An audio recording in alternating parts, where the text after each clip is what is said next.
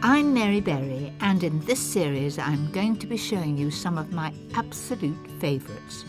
Not too difficult to make, not too many ingredients, and the sort of recipes that the family are going to say, ooh and ah, and please can we have them again? These favourites have been inspired by the places I love. The countryside, by the sea, markets and gardens. And of course, my home. I'll be sharing with you some brand new ideas and some recipes that I never ever tire of. Tonight, Hello! Rosemary. it's dishes inspired by the wonderful world of allotments.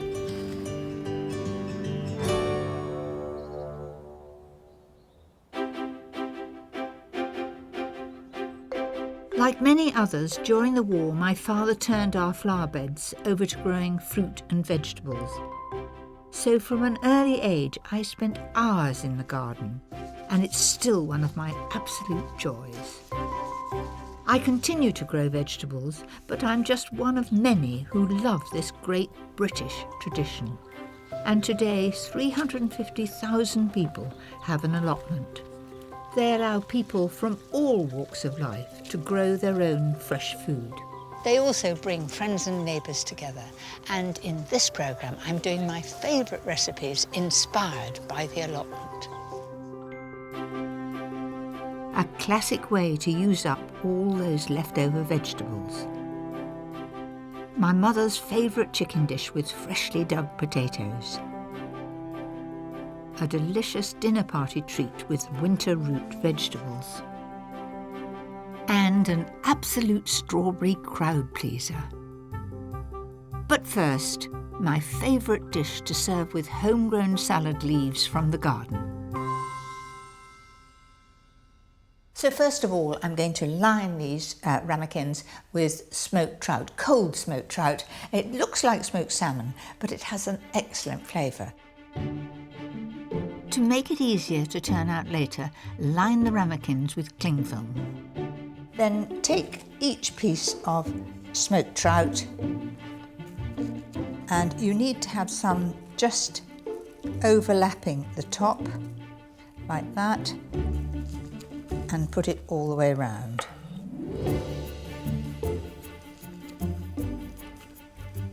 The aim is to make quite sure there aren't any gaps. And that is it already done. So next, the avocado filling. I can remember when avocados first came to Britain. It was in the 1960s, and they became really popular, and people didn't really know what they were. They were pears. Well, there are stories about people serving them with custard. So there they are. You know, a lot of people have tried to grow avocados. I've tried too. It just doesn't work here. It might sprout, you might get a bit of a stick or a tree, but you'll never get any fruit on it, so just give up. To stop the avocado going brown, add a good squeeze of lemon. Make sure it's all coated. Dice 3 de-seeded tomatoes. Then add half of these and 4 sliced spring onions to the avocado. In another bowl, mix 4 tablespoons of mayonnaise and 4 of cream cheese and 2 teaspoons of Dijon mustard. And I need to add salt and pepper to that.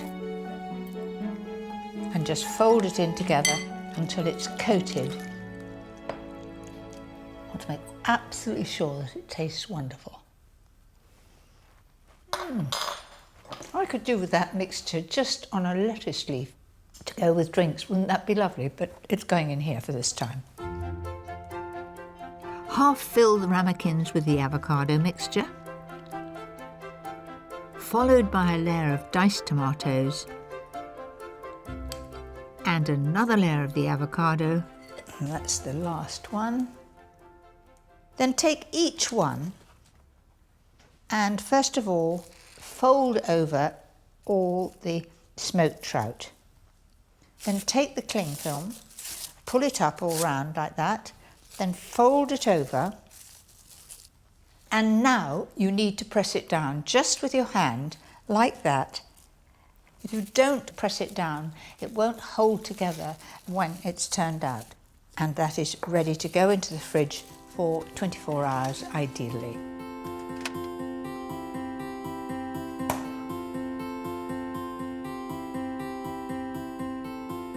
Once the tians have set, gather some of your salad leaves. A little dash of dressing. Now to the exciting part, turning it out. Like that. Doesn't that look special? I like to serve perhaps a really special bread with it and some unsalted butter. Who wouldn't think that is impressive?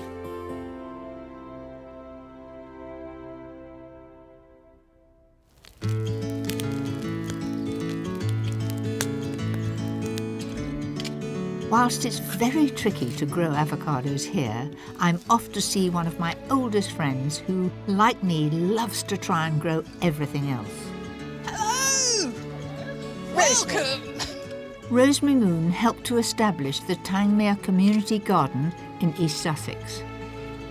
This is quite amazing. There are so many people here, all neighbours, all enjoying growing what they want to eat. Absolutely, and it's such an amazing place. Come on, let's go and have an explore and come and meet some people. Now in its 5th year, there are around 40 members growing my great favourites, from beans, tomatoes and potatoes to carrots and strawberries. So, Mary, this is Steve and Rita, who are actually Captain Hello. Potatoes and Sweet Corn. Hello. Gosh, you're stripping off because it's obviously warm work. And this is Angie. Now, were you a bit nervous when you started? Did you not know what you were letting yourself in for? I don't know whether nervous is the right word. I was excited. Oh, I were didn't you? know what I was going to let myself in for, but I knew that it was an opportunity to be part of my community and meet new friends again. This was once a disused RAF site, and it's hard to believe that only a few years ago it was barren land. So, Mary, meet the newest members of the garden. Aren't they gorgeous? Absolutely lovely. They are saddlebacks, is that right? Yep, they're saddlebacks. They're 9 weeks old and they're from Aldington Trust up the road. They do like a little bit of a scratch. Come on, my poppet. Come on. There. Is that nice? Oh, look, come on, tummy tickle. I've always been wondering what my vocation in life is. Obviously, tickling. You're a pig whisperer. Oh. You can open your eyes.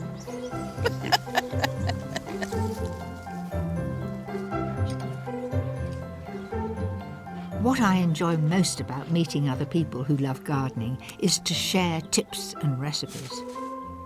So, Sonia and Monica, you've got some wonderful chard here. What do you use it for? We use this Yes? basically as the lasagna pasta rather than the leaf. That is ingenious. So you layer up the meat sauce, the bechamel sauce, and then instead of pasta, the stalk of the chard. Yes. I can't wait to try Monica's chard lasagna. But first, one of my most treasured recipes to make with your freshly dug new potatoes. This really is one of my great family recipes. My mother thought it was good, so it must be good. I think I invented it, I suppose, 15 or 20 years ago, and I've loved it ever since. And it's the one recipe that my mother said, this is really so good. She then went home and made it. And I said, did you have all the ingredients, Mum? And she said, well, I didn't have that fancy ginger that you have. She said, I used some of my dried ginger that I use for making ginger biscuits, and it was very good. We still didn't convert her ever to use real, proper, fresh ginger. Right, I'm going to start off by making the marinade, and I'm going to marinate this overnight, ideally. So, first of all, I'm going to put the orange juice in the bag. Then add 4 tablespoons of soy sauce, about an inch of grated ginger, 3 cloves of garlic, a teaspoon each of chopped thyme and sage, all that remains is a little bit of pepper and salt in there. And 2 tablespoons of sunflower oil. So that's the marinade done. Now to the chicken. What I'm going to do is spatchcock them. That means that you sort of flatten them out and you can get a lovely crisp outside to it. So turn it over and get a pair of sharp scissors and then just cut either side of the backbone. Cut that down, and it's not a difficult job, and you can always use the actual bone for stock. And then go the other side of it. I chose to use poussins. I think they're delicious young birds and they take on a great flavour from this sauce. Then I'm going to spatchcock the chicken. So with the back of your hand, just press that down and then take the wings and tuck them underneath. And you have your chicken already spatchcocked. Didn't take a moment. So put the poussin into the marinade. Now the good thing of doing it in a bag is you don't have a bowl to wash up, you don't get messy hands, and also putting it in the marinade like that means that you don't have to keep turning it, and there it is, getting that wonderful flavour. There we are. Now leave this to marinade, ideally for 24 hours. There's one. The smell is wonderful. It smells of herbs, garlic definitely. My secret to get a nice shine on the top of the chicken is to drizzle over some runny honey. Then that just helps it to get a nice colour on top. A little dab over the legs as well. So into the oven at about 180 degrees fan, just until it's got a nice colour. So that's had 20 minutes. There it is. Doesn't that look good? To make a nice rich sauce, add 1 rounded tablespoon of corn flour to a small quantity of the marinade and pour it over the top of the chicken. Then the rest goes in here. Pop it back in the oven for 15 minutes.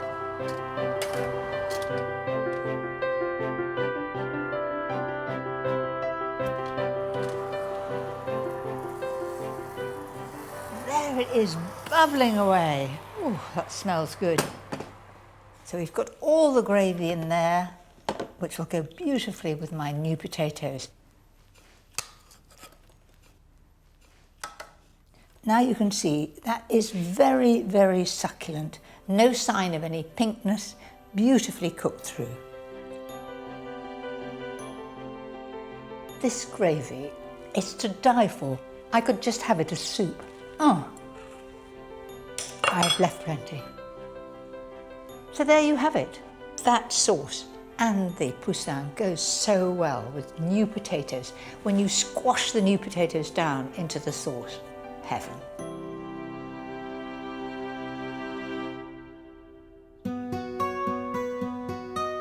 I love the new season's crop, but come autumn there's always a glut of fruit and vegetables. One of my favourite ways to preserve them is to make a delicious chutney.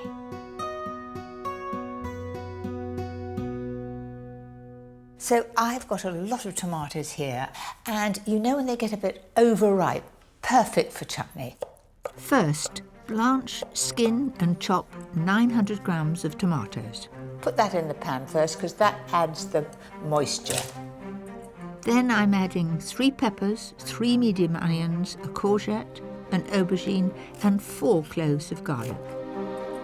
But you can add any vegetable you like as long as its weight comes up to around 2.5 kilos. Now to the ginger. When I was making chutney in my younger days, there was not such a thing as fresh ginger. There was ginger, you bought it from the greengrocer, but it was all shriveled and dried. But how much nicer now we have fresh ginger. I use it a lot in recipes and I love it. Might have to scrape it down. That's it. Looking around, what else have I got to add? It's the chilli. Now, you make it as hot as you want to. I'm adding 1 fair-sized chilli.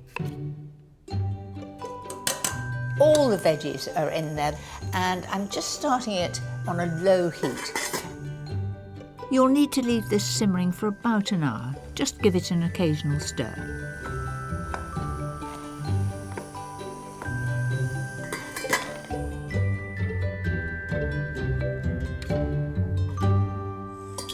Should be ready.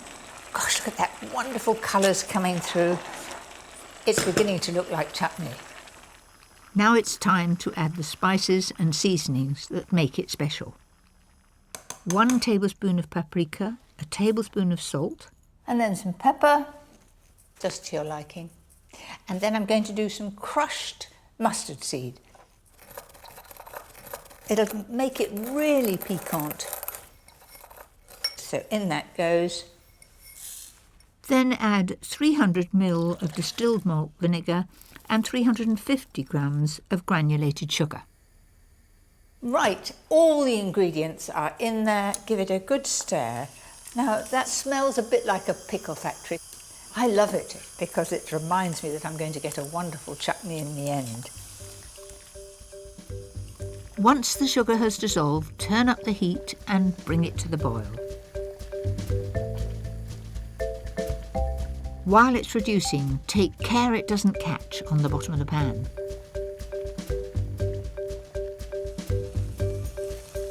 Right, it's got to the right consistency. There is no runny liquid in the bottom. So I'm going to turn the heat off. That looks really good. You see, that is chutney consistency. So here I've got a selection of sterilised jars. Just dollop that in. That's it. Push the chutney down. Make sure you don't have any air bubbles in it. Chutney will keep 2 years, providing you've got a good seal on the top. And once open, keep it in the fridge. I put it in the fridge because then it's always to hand and we eat a lot of chutney.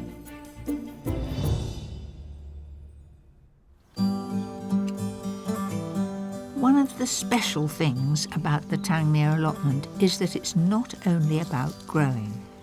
What I like is that you have cooking sessions here.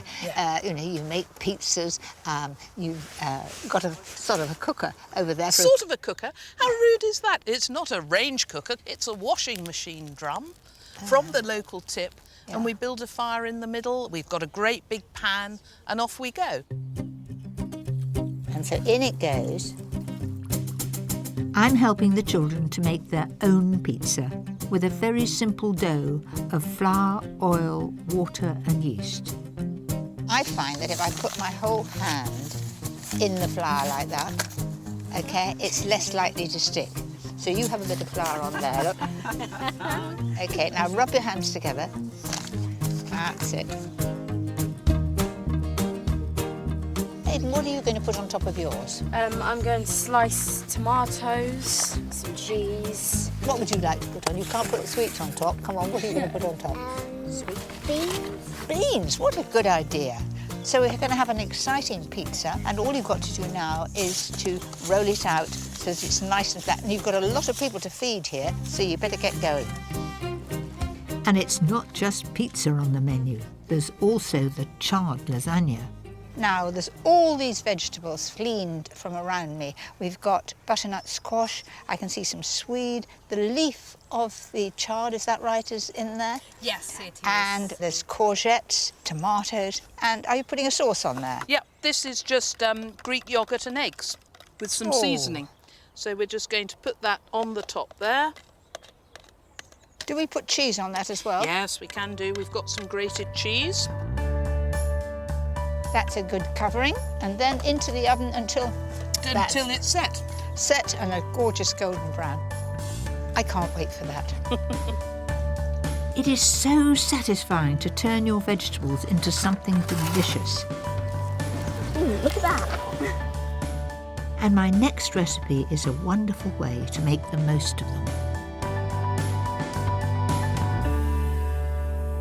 The popular lamb shanks are the rather large ones that come from the hind leg of a lamb, and they're very big. These are the fore shanks. That's from the front leg of the animal, and I think these are a much better size for one portion. And if you cook them long and slow, they taste absolutely delicious. First, brown the shanks in some really hot oil. The reason for browning them is it seals the outside. Also, it gets a lovely brown crust on them, and that helps to give colour to the casserole at the end, as well as flavour. Now add 2 large sliced onions and 2 cloves of garlic. Give that a good stir round. Once these have softened, add 400 ml of beef stock.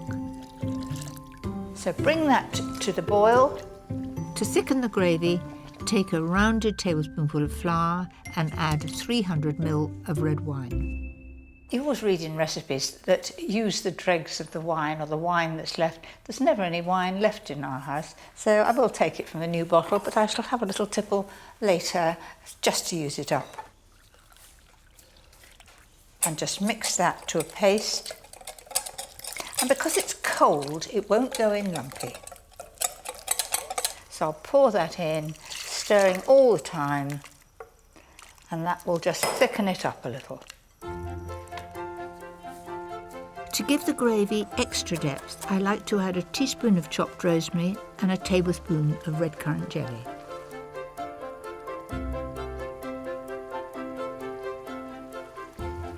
It looks pretty delicious there, and I'm just going to let it cook slowly now at 140 fan for about 2 hours, just until it's tender.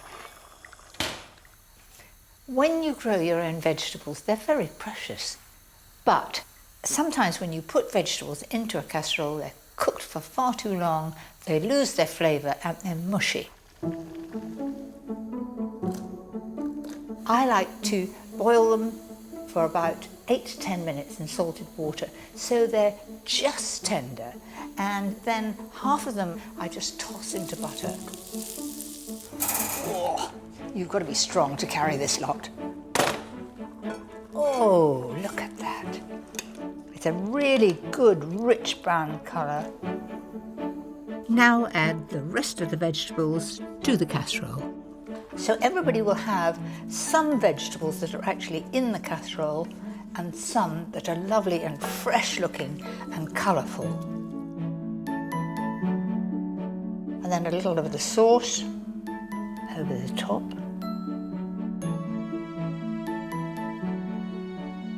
So isn't that something really, really special? Now I can't resist having a taste. It's coming away like a dream. Look at that. Don't you wish you were me?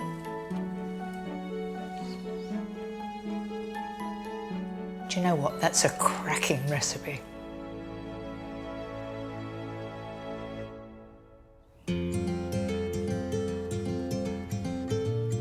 Ever since I was a child, I've loved picking berries. And there's no end to the delicious things you can make with them. Lucy's strawberry slices. Why Lucy's strawberry slices? Because Lucy's been with me now for 24 years. Together we develop all the recipes. And this is one of her great favourites. They are dead easy to make, all in one method, and so delicious to eat. To make the sponge, take 4 eggs, 225 grams of baking spread, then add 225 grams of sugar, 300 grams of self-raising flour, and 2 level teaspoons of baking powder. Let's put the lid on because I'm bound to knock it over. That's it. Then add 1 teaspoon of vanilla extract and 4 tablespoons of milk. And then move it round gently.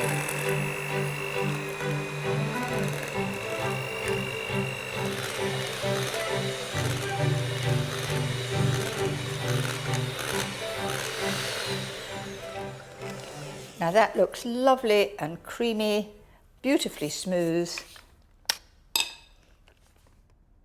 Turn it all into a 23 by 30 greased and lined tray bake tin. Then just level that and push it right into the corners. It does seem very strange not to have little people around dying to lick the bowl. I miss it. But I do cook with my grandchildren. They always want to get to the stage of licking the bowl.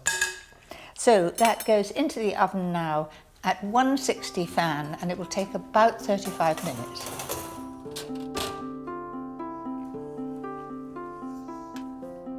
You'll know when it's ready when it's pale golden brown and springy to the touch. Now just trim the edges and cut it into 27 pieces. Now you must think that's an odd number, but 3 9s are 27. So if I do 3 strips and then cut each one into 9. There we are, 27 little soldiers there. Now to the filling. Mix 2 tablespoons of strawberry jam with 300 grams of halved strawberries and add a squeeze of lemon juice. The strawberry jam just gives them a wonderful shine and a gloss. Add 200 ml of creme fraiche to 300 ml of whipped cream.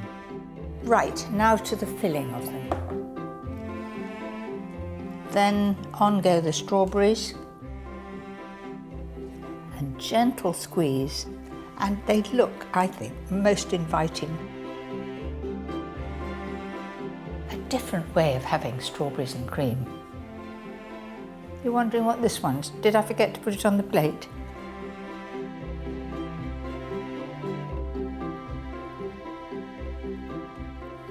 That is blissful.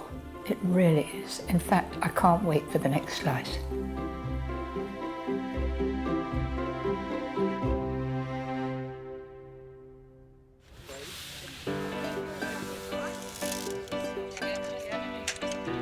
Do I push it right to the back? Yep. That's it. There we are. This is what it's all about. A day on the allotment, producing wonderful food, and the reward right at the end of the day is a great gathering like this. Tables being laid, all the food has come off the land. So I'm going to join them, and I'm hoping there's a very nice glass of cold white wine as well. Here's to Tangmere Community Garden. Every success in 2015. Thank you. Cheers.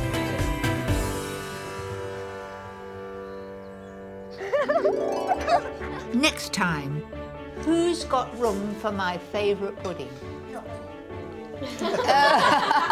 it's my favourite recipes inspired by my family.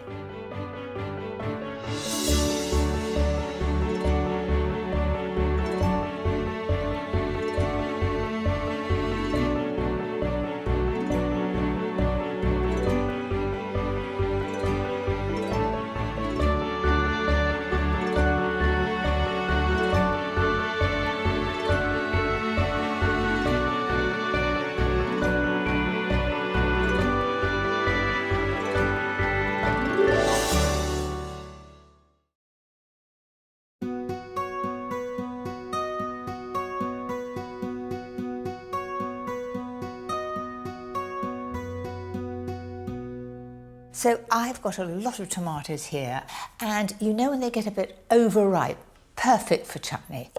First, blanch, skin and chop 900 grams of tomatoes. Put that in the pan first, because that adds the moisture.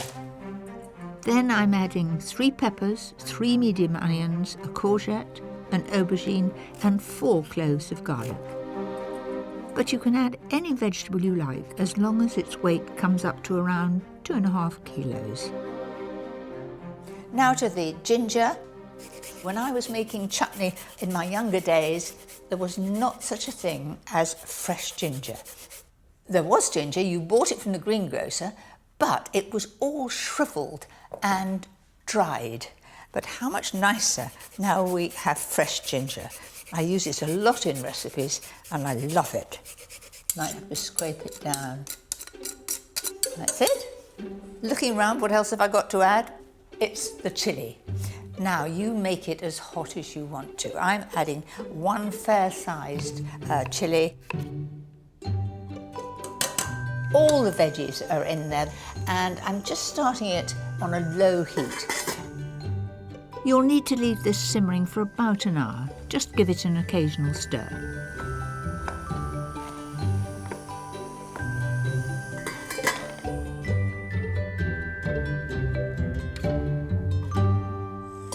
This should be ready. Gosh, look at that wonderful colours coming through. It's beginning to look like chutney. Now it's time to add the spices and seasonings that make it special. 1 tablespoon of paprika, a tablespoon of salt, And then some pepper, just to your liking. And then I'm going to do some crushed mustard seed. It'll make it really piquant. So in that goes. Then add 300 ml of distilled malt vinegar and 350 grams of granulated sugar. Right, all the ingredients are in there. Give it a good stir. Now that smells a bit like a pickle factory. I love it because it reminds me that I'm going to get a wonderful chutney in the end. Once the sugar has dissolved, turn up the heat and bring it to the boil. While it's reducing, take care it doesn't catch on the bottom of the pan.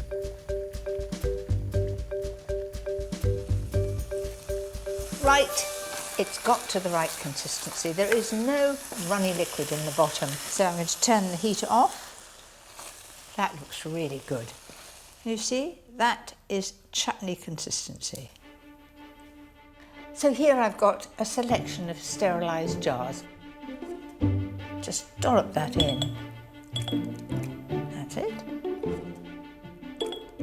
Push the chutney down. Make sure you don't have any air bubbles in it. Chutney will keep 2 years, providing you've got a good seal on the top. And once open, keep it in the fridge.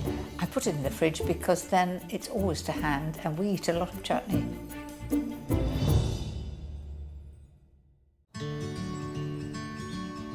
I'm Mary Berry, and in this series I'm going to be showing you some of my absolute favourites. Not too difficult to make, not too many ingredients, and the sort of recipes that the family are going to say, ooh and ah, and please can we have them again? These favourites have been inspired by the places I love. The countryside, by the sea, markets and gardens. And of course, my home. I'll be sharing with you some brand new ideas and some recipes that I never ever tire of. Tonight, I've got one! I promise you I've got one! it's dishes inspired by my love of the seaside.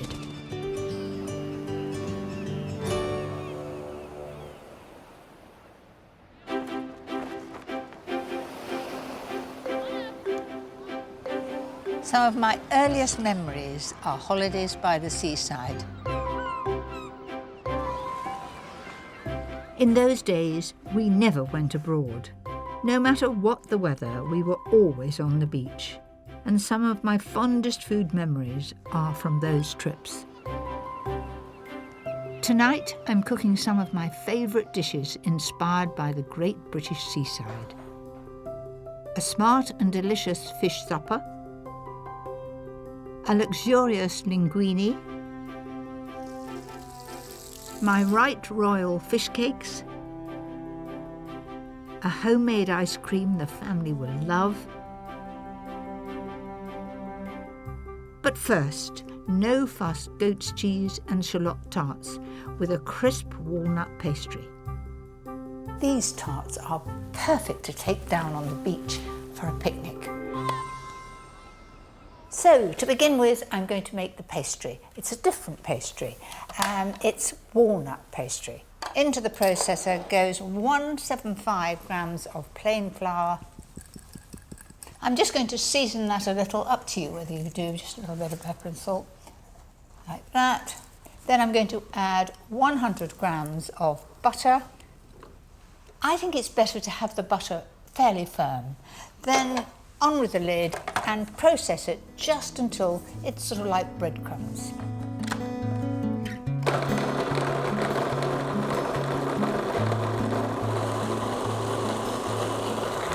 That looks about right. So in goes the egg. Whiz it together till it holds together. Don't overwork it. That's it, it comes together in no time. Now I'm going to roll the pastry out as thin as you can, then you don't have to bake blind. To make the pastry extra special, sprinkle over 30 grams of roughly chopped walnuts. And obviously if I've got the rolling pin on there, it would stick to the rolling pin. So if you take a piece of cling film, like that, tear it off, and just roll out the pastry. Cut out the pastry slightly bigger than the cases. I find that Yorkshire pudding tins are perfect for making these tarts, and this recipe is enough to make 8. And at this stage, just take a fork and prick the base to stop them rising up. Whilst the pastry cases firm up in the fridge, I can get on with the filling. Slowly fry off 500 grams of shallots until golden brown and really tender. Add a tablespoonful of sugar and 2 tablespoons of balsamic vinegar. I'm going to now put that to one side till it's absolutely cold. Now to the other filling that goes on top of the shallots. Mix 300 grams of soft goat's cheese with 2 beaten eggs and add 2 tablespoons of chopped parsley. I've been making these tarts for a long time, but I put all different fillings in them. I just look in the fridge and see what there is to be used up. I mean, often we have a bit of Stilton or a nice camembert left on the cheese board, and I would use that. It is important that you don't let any come over the edge of the pastry. Put them in the oven at 180 fan on 2 preheated baking trays. Bake for 20 minutes, switching halfway through.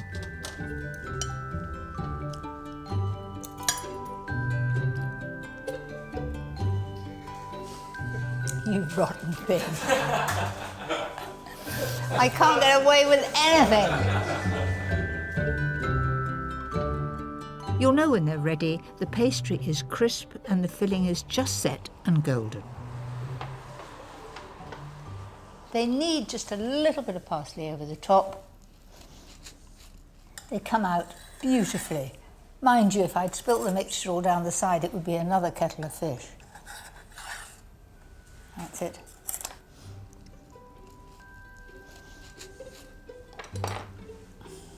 You have the layer of shallot at the bottom. Then you have the layer of the mild goat's cheese on top, well seasoned, beautifully cooked underneath, just a pale golden brown there.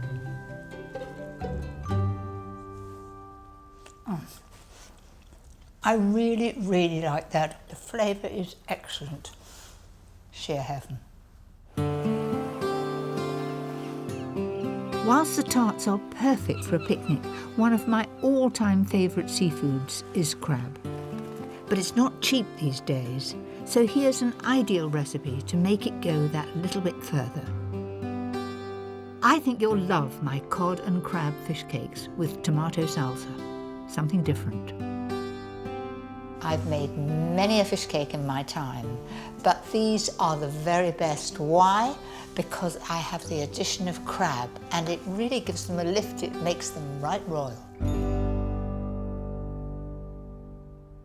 I've got to start with some beautiful fresh cod, and you can always recognise it if it's cod because it's got little flecks of yellow in the skin. My secret is to butter and season the foil. I'm going to fold that over, a little bit like a Cornish pasty, and pull it up at the sides so if there is any juice it doesn't run out all over the tray. I'm going to put it in the oven at 180 fan and it'll take about 15 minutes. Keep looking at it, and as soon as there's no translucent bits, you know it's done. So in it goes. Once the fish is cooked, leave it to cool. Now to the actual making of the fish cakes, and I promise you they are different. To give the fish cakes extra flavour, add 6 chopped spring onions to 500 grams of cooled mashed potato. Then flake the cod into it. I've got 100 grams of crab. Now this crab is mixed crab. I want the dark meat and the light meat, and that's all going in. The crab really gives these fish cakes a lift. There are more ingredients to make it extra tasty. Add 2 tablespoons of mayonnaise, the same again of Dijon mustard, a dash of Tabasco, some finely chopped parsley, and season well before mixing it all together. Don't break up the fish too much, but it's when it's all one even colour. That looks fine to me, and I'm going to make 8 fish cakes. Now, an old trick to help divide the mixture evenly. Tip it onto a board, and with wet hands make it into the shape of a cake. Then simply slice it into 8 wedges. That's made the job easy, hasn't it?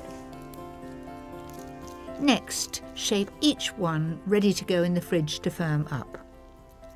And if they're not quite round, they look very homemade, and everybody will know you haven't bought them. That's it. They're pretty good though, aren't they? After half an hour, they'll be ready to breadcrumb. These are panko breadcrumbs, Japanese ones, and they're really crisp and dry. In go the fish cakes. Don't have too high a heat. It's better to brown them slowly. Around 4 minutes each side should do it. When you think about it, everything in the fish cake has been cooked. We want to just get it piping hot in the middle and a lovely crisp, crunchy outside. Those are perfectly done and they're ready to serve. I think the perfect accompaniment is a simple salsa of tomato, red onion and parsley. That's about it. So there you have it, the very best fish cakes with the addition of that wonderful crab.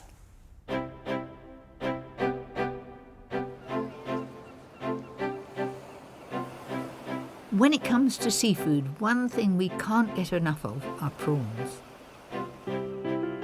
In Britain, we consume about 85,000 tonnes of them every year. And the best thing is you can catch them all around our shores if you know where to look. I just love the sea. I love the smell. I love when you get the wind through your hair, and to be on a beach with my prawning net. You never know what you might find. We've got masses of winkles around here, and I'm hoping I'll find an old prawn.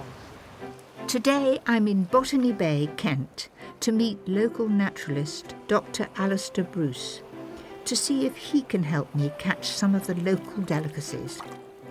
This is a marvellous stretch of coastline. What would one expect to find? We catch prawns, there are plenty of winkles here, there's occasional wild oysters, and the rocks beside us here are often full of lobster and crab, so it's a serious smorgasbord of shellfish that we can find When did you last find your lobster here? I get about a dozen or so every year, but I know where to look. An old gentleman many years ago showed me the certain holes to put my hand in and sort of winkle out lobsters. So it's a closely guarded secret, I'm afraid. With Alistair keeping his lobster spots close to his chest, I'm interested in catching some prawns. Well, mind your step. There's a few holes and dimples here. I'm being really careful. Okay. Okay. Okay. Right, now, right... I am the king of the castle. I'm definitely after prawns. Well, there's a good chance. There's a good chance. So wish me luck. Good luck. To They'll the be bottom right of my underneath net. you. Right underneath you with a bit of luck. Prawns can be found all around the British coast. They live in areas where they have rock and weed cover. If you want to catch them, try a low tide during the summer months. Oh, this says current. I'm doing it very, very, very, very, and then I'll catch them. Whew. There's not a lot of sport in there. Well, you've got some edible seaweed. OK, I think I was a bit quick. Nice and gently. I've got one! I promise you I've got one. I have. Fantastic. It's a whopper. There we go. No, don't. Ah, it's mine. Okay.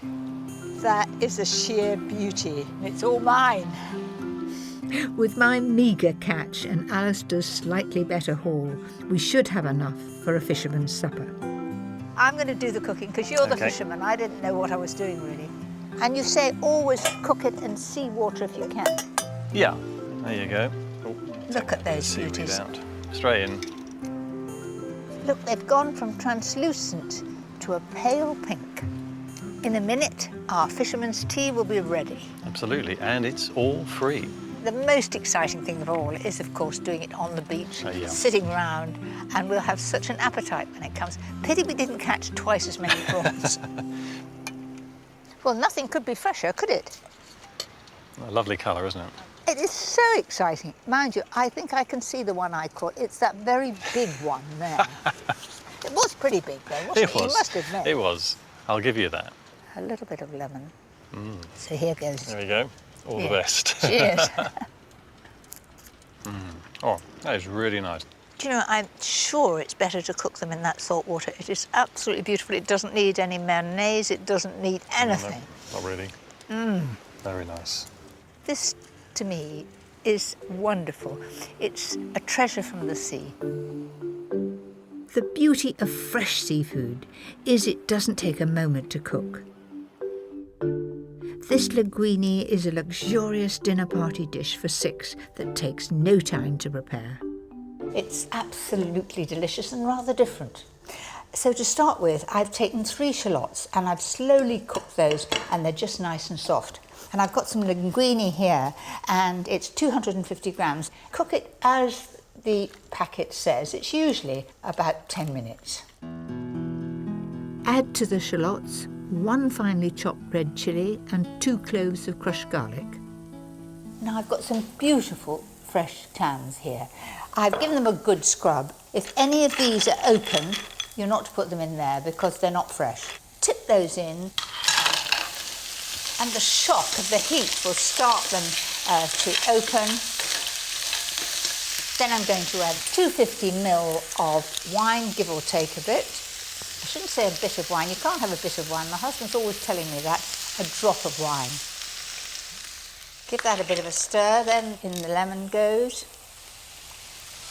Those are cooking nicely, but to make sure they all open, they need to be in the steam. So pop that on. This should only take about 3 minutes. Once the clams are all open, add the cooked pasta. Just leave that for the moment. It's on a very, very low heat. And I'm going to quickly get on with cooking the rest of the shellfish, and that'll just take a couple of minutes.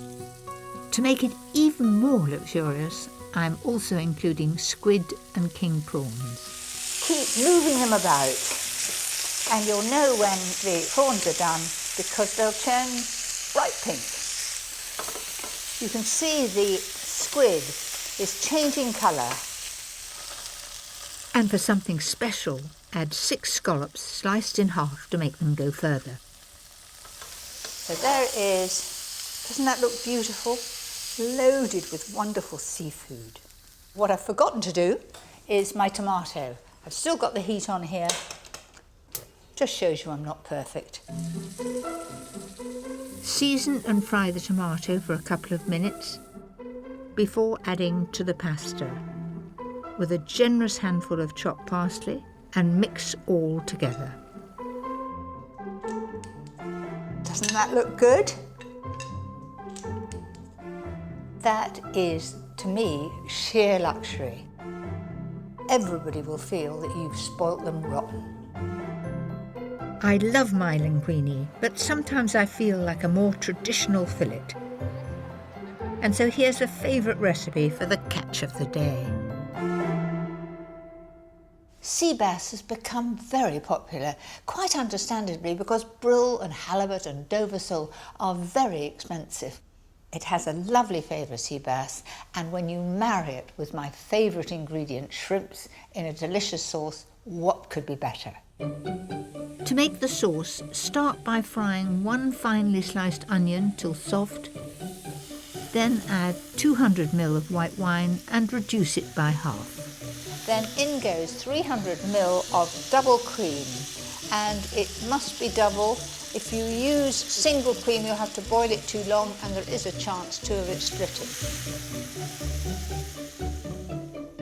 Coat the sea bass fillets in seasoned flour and fry in oil and butter. I cook the white side down first, particularly if I'm doing 6 fillets, because if you do the skin side first, bits come off, you get flecks, then you put the white side down on it, and it doesn't look so good. So that's why I do it that way round. Now I'm just going to have a look and see how it's doing. Oh, that's a lovely colour. To get the skin really crispy, press the fish down and it will catch on the bottom. To finish the sauce, add the juice of half a lemon, a tablespoonful of capers and a good amount of chopped parsley. And the main ingredient, these beautiful shrimps. Do you know, I can't resist these. They are absolutely delicious. Not just one, I had about 7. So in they go, about 120 grams there. What could be better than that? To me, this sauce looks most tempting. We've got lovely shrimps, then the finely sliced onion, parsley and capers in a lovely creamy sauce. I'm going to serve it up. Oh, that looks a beautiful brown colour, just perfect. Pop that on the plate. Now to my shrimp sauce.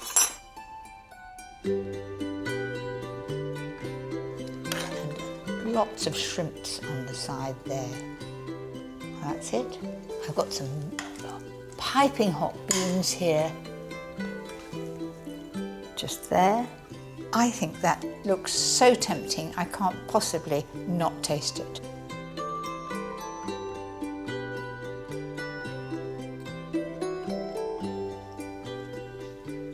That reminds me of the sea. Takes me back to holidays.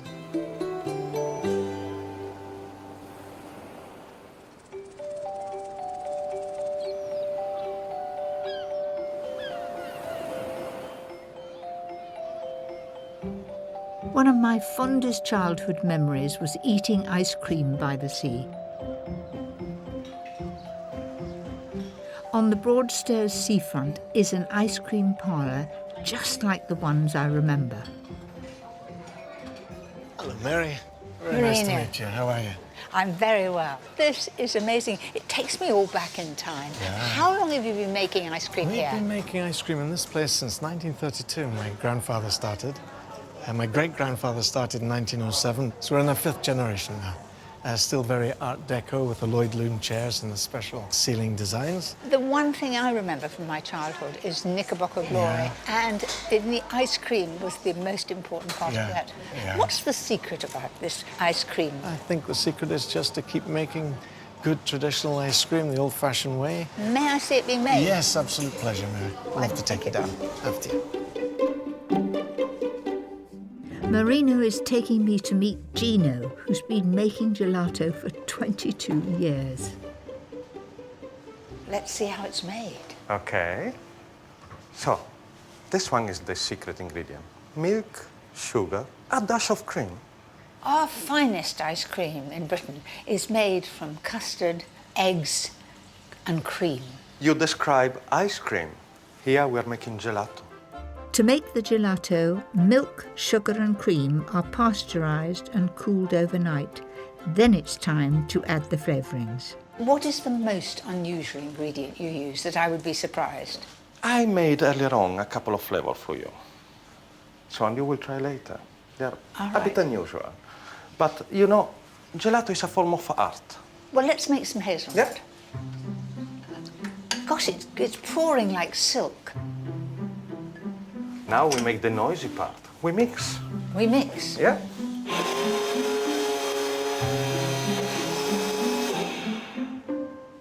Once the flavours are mixed, it's time for it to churn. Okay, push the gelato bottle. Yeah. Lights on, green for go. And how long will that take? 8-10 minutes. How much do you make a day? But here more than 150 liters per day. And so how many ice creams is that? 1,200.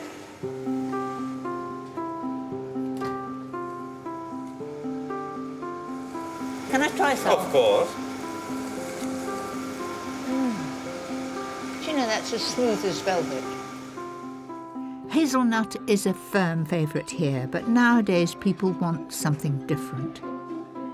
And Gino is responsible for creating new combinations, everything from gin and tonic to Cornish pasty. This one is marmalade on toast. Marmalade on toast. It's my most favourite thing for breakfast. Certainly tastes of marmalade. And the next one is a bit more adventurous. Gorgonzola and honey. Now that's very weird. But it's really good. It's strong of gorgonzola too. I would like to end a meal with that, with a glass of port. Fantastic. Thank you. But before I go, there's just one thing I have to try. My childhood favourite, Knickerbocker Glory, a classic combination of fruit, ice cream and whipped cream. Wow. Thank you so much. This was my first visit to Broadstairs and I came here in search of my old favourite, the Knickerbocker Glory. Thank you very much for having me. You won't miss it, will you?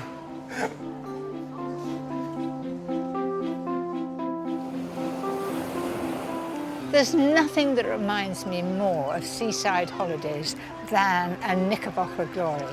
And you don't have to come all the way to Broadstairs to know how to make them. I'm going to show you right now.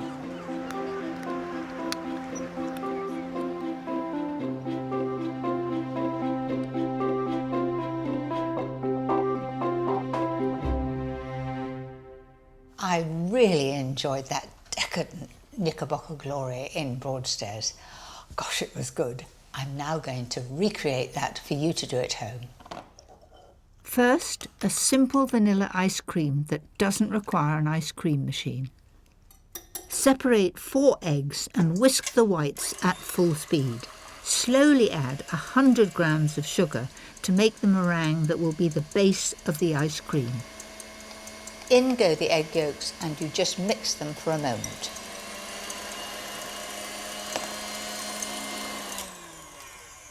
That's it. And this really is so stiff. So far, so simple. Next, scrape the seeds from 2 vanilla pods into 300 ml of lightly whipped double cream. Don't throw that away. If you've got a pot of sugar in your kitchen, put it into the pot and that will give a flavour to your sugar, you know, if you're making custard or something. And I'm just going to beat that. It's partly beaten. Now I've got to fold the cream into this mixture.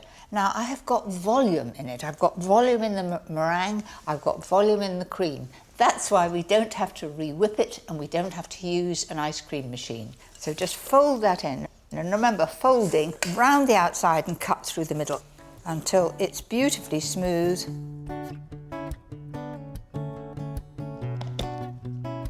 That's going into the freezer, minimum 8 hours, best overnight.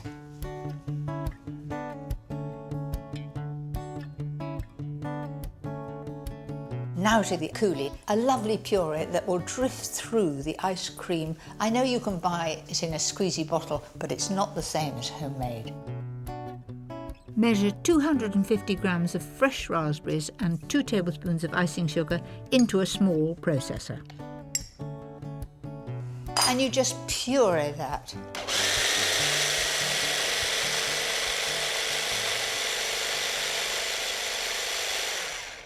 Off with the lid, and then I'm going to sieve that into a bowl.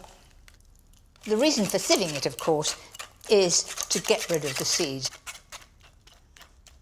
I've got everything assembled, ready to make my knickerbocker glory. This is the part I like most. Begin with a layer of chopped mango, followed by a few blueberries, then a trickle of the delicious raspberry coulis, and a small scoop of vanilla ice cream. This is a lovely consistency. Then just drop that in to the middle there. Then repeat the process. I've got a couple of raspberries here that I kept back for a bit of colour.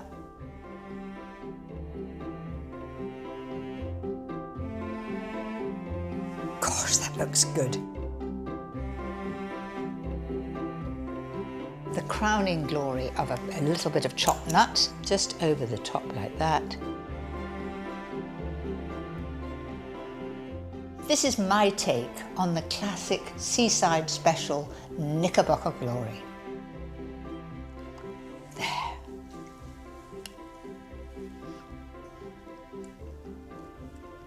That really does remind me of my childhood.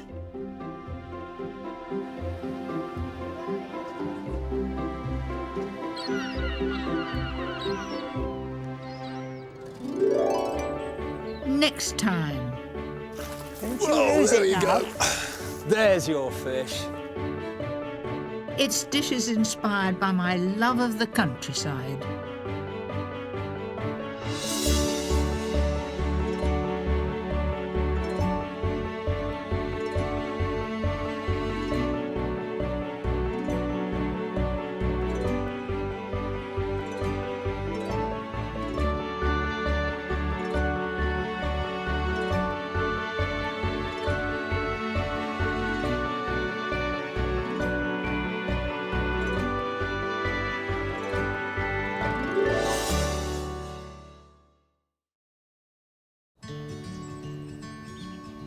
I'm Mary Berry, and in this series I'm going to be showing you some of my absolute favourites. Not too difficult to make, not too many ingredients, and the sort of recipes that the family are going to say, ooh and ah, and please can we have them again. These favourites have been inspired by the places I love. The countryside, by the sea, markets and gardens. And of course, my home. I'll be sharing with you some brand new ideas and some recipes that I never ever tire of. Tonight, You're enjoying it, aren't you, darling? it's my favourite dishes inspired by my family.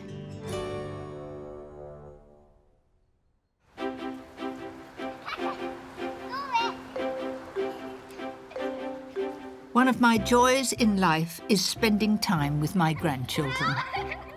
However busy I am, top priority is to have all the family round for a meal whenever I can. And there's nothing I enjoy more than when one of the dishes becomes a family favourite. Tonight, an easy pasta dish that my grandsons cannot get enough of. A spiced lamb casserole that's a real family pleaser. Easy biscuits that are such fun for small hands to make. And a cheats pudding that they'll love every time. But first, a rice dish that's always the top of my husband's list.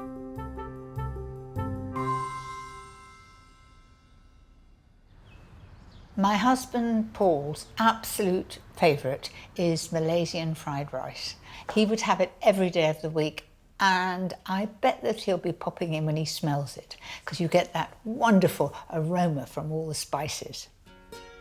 The reason why Paul likes this so much is because before I married him, he worked in Malaya, as it was then called, and I gather that he used to have it once a week, always. So when I married him, I had to look up recipes for it, and I've been making it ever since.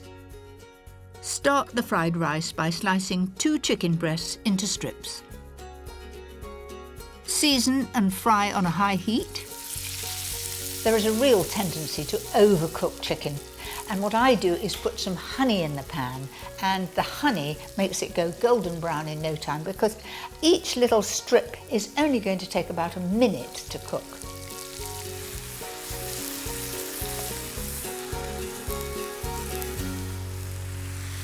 has been cooking fast. I'm going to turn it over now, and you've got a nice bit of brown. Look at it. That's what I wanted. Doesn't that look tempting when it's a gorgeous golden brown colour? I'm going to just tip that out on the plate. Now for the vegetables, add 2 large chopped onions to the same pan. I'm going to put a lid on that and let it partly fry, partly cook. Roughly chop a red pepper and crush 3 cloves of garlic. Bit of brute force. Fry for 5 minutes and then add 200 grams of sliced button mushrooms. I can mix all those together. Now the spices that go in. I've got some mild chili powder here, and I've got some curry powder. You can buy a mixture of Malaysian spices to make this, but I just use curry powder because that's what I've got on my shelf. So I'm going to have half a teaspoonful of mild chili powder, and then a level tablespoonful of the curry powder. It's at this stage that if the doors are open in the house and you get that sort of spicy smell, Paul comes around the corner and just wonders what I'm up to. I wouldn't change my husband for the world, but in the kitchen, he doesn't become involved. If I'm poorly, which is so rare, he can do 2 things, boil eggs and make an excellent omelette. Now, even then we argue about the omelette because he said his French godmother taught him to put milk in the omelette, and I always put water. So I don't think we'd be very compatible in the kitchen. I think I like being there and just having him come in to enjoy it. I've already cooked 250 grams of long grain rice with 150 grams of frozen peas. Now it's cool, I can add it to the mix. It'll fry and become crispy if it's cold. If it's warm, it'll be soggy. So cold rice, cold peas, give it a good fry. Mix it all together, add 4 tablespoons of soy sauce and fry on a high heat until it's lovely and crispy. Put the chicken on the top to warm through and fry 1 egg for each person who's eating. That's it, it's ready. Didn't take many moments. So I'm going to stir in the chicken.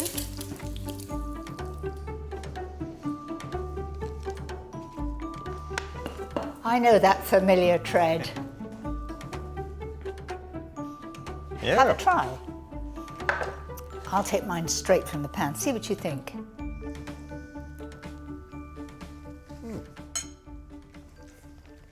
Delicious. This is very, very nice. Good. Well up to the standard, I would say. Tuck into the rest, Right. and I'll pinch more from the pan. Okay. So I do hope that you'll have a go at home. It's our great family favourite, and I hope it'll become one of yours.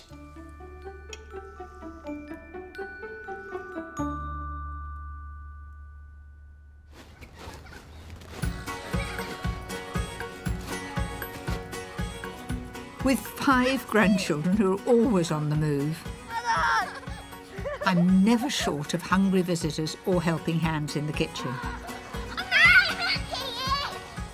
This next dish is a perfect way to get them cooking. Pasta in our house is always the first choice for supper. They started off with pesto with pasta, and now they have much more exciting things, but this time it's going to be chicken. And as you can see, I've got a bit of help. This is Hobie and Louis, and we're all going to do it together. Wish us luck. Start by cooking 250 grams of dried penny pasta and add 1 roughly chopped onion to the boiling salted water. You must be wondering why I put onion in with the pasta. I find it's much easier to cook the pasta with the onion. They cook the same time rather than frying it, which sometimes it catches, sometimes it's not even tender. While the pasta cooks, move on to the chicken. For 6 people, use 3 chicken breasts cut into little strips. If you've got a bag there, Louis, if you put 1 tablespoonful of paprika pepper in the bag first, And that makes it really, really brown and crispy. That's it. And then a little bit of pepper and salt. That's it. And then put the chicken in there, all of it. Well done. And then if you hold the top of the bag and rub until you've coated, rub it like that with your hands. That's right. That's it. Give it a good rub. Heat 1 tablespoonful of oil and in goes the coated chicken. Now it goes in a lump, but I'm going to divide all that up and then each piece will get brown. While Louis chops and de-seeds 2 tomatoes, Hobie and I make a start on the white sauce. Melt 50 grams of butter and add 50 grams of plain flour. Sprinkle it in. Now when you stir that, just like what did you make for Grandpa this morning? Porridge. And you were stirring it with that, so left hand on the pan to steady it and just stir it to start with. Now add 750 ml of hot milk in 2 lots. That's right. Now would you say that was getting smooth? Kind of. Kind of. I think that's pretty good. Add most of 100 grams of parmesan to the pan. That's it, and we'll keep that for the top. And then 1 teaspoon of Dijon mustard. So all of it or half? Just 1 level one. That's it, in it goes. Give that a bit of a stir. Finally season, then add the cooked pasta and onion. Pour half the mix into a 3-pint buttered oven-proof dish. Then we're going to put the chicken in. I'm going to do that in 1 layer like that. Then all the rest of the pasta over the top, and well done. It's not a bit burnt on the bottom. You stirred it all the time. That's it. Sprinkle the rest of the cheese and the chopped tomatoes on top. That's still warm, so I'm going to put it in the oven at 200 degrees fan, and it'll be all bubbling and crispy on top in about 20 minutes. How about going out and having a bit of a play till it's done?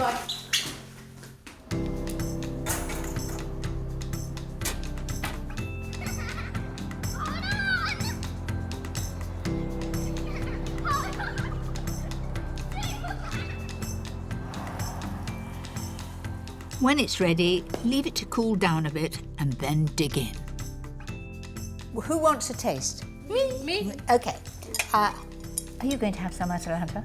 Yes. Look at all these crunchy bits on top there. That's for you too? Oh, I need to get that bit. This has always been one of my favourites. I think it's going to be one of their favourites too.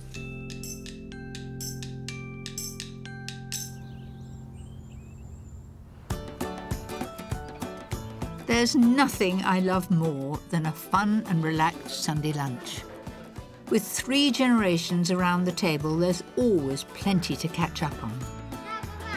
Wow, what have we got here? Mashed potato. Mashed potato. Is that all there is? Family meals really mean time when everyone can stop what they're doing and just be together. It just gives us all a chance to have a good chat, talk about what's been going on in the day, and I love it. I love weekends when we're all there too. I can taste the flavour, yes! Wow.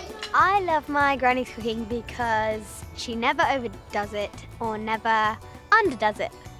And it's always really yummy. I love coming to Granny's to have a meal with all my family. And I like Falling over. eating all the food. You're enjoying it, aren't you, darling? Look at Hobie, it's away.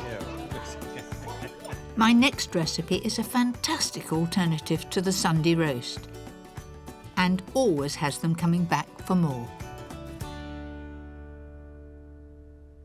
It's a great family dish. It's aromatic.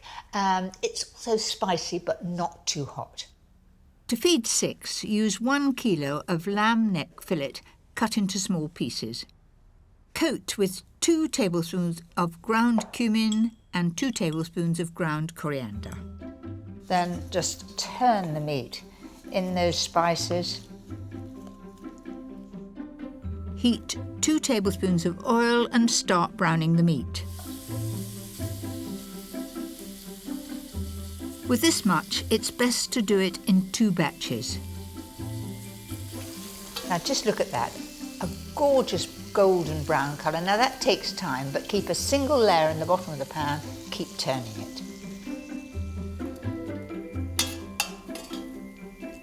That's it. Then I'm going to put a little more oil in there, only a little, just enough to stop it from catching the bottom. Add 2 sliced onions and around a tablespoon of freshly grated ginger. Give that a good stir. Now looking in the bottom of the pan there, you see that the onions have in fact cleaned all that lovely brown, crusty bit of flavour, and it's now on the onions. Now I'm going to add the other ingredients. First of all, the wine, 250 ml of white wine.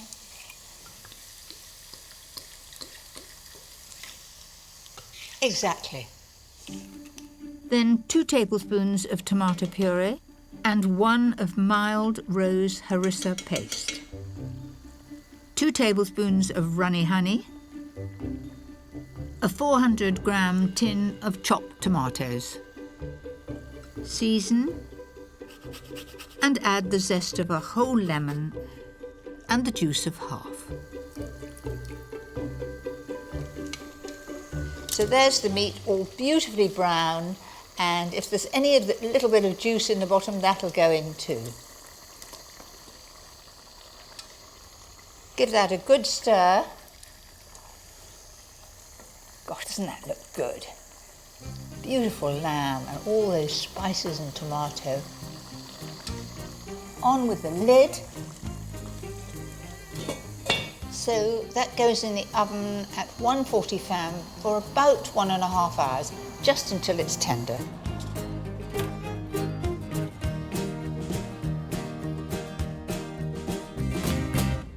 So here it is, straight out of the oven. It should be hot and bubbling. Ah, that's what I was hoping for. A gorgeous colour, looking really tempting. All I've got to do now is add the cannellini beans. I'm using a 400-gram tin of beans rinsed. And very often I add a couple more cans if everybody's starving. If the children are very young, you can just put baked beans in there. So there it is. You've got beautifully soft, tender meat, the onions tender. It just smells all spicy and aromatic, but there'll be a bit of a kick to it. This dish is great to serve with rice or couscous, and I always finish mine with a good dollop of sour cream.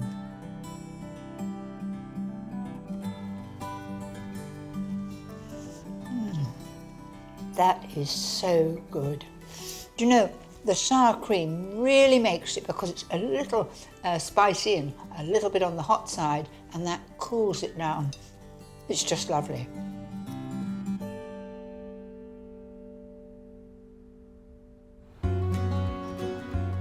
I've been baking with my granddaughters Abby and Grace ever since they were small. And this is a simple biscuit recipe with a great twist that I know they will love.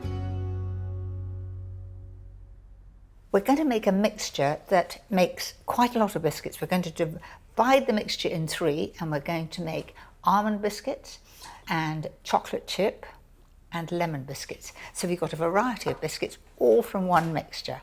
So, shall we start off with the butter? How much have we got there? 175. 175 grams of softened butter. Then 175 grams of flour. That's it, no sieving either. And then 75 grams of caster sugar. And to give the biscuits a little bit of crunch, 75 grams of semolina. Now mix it all together.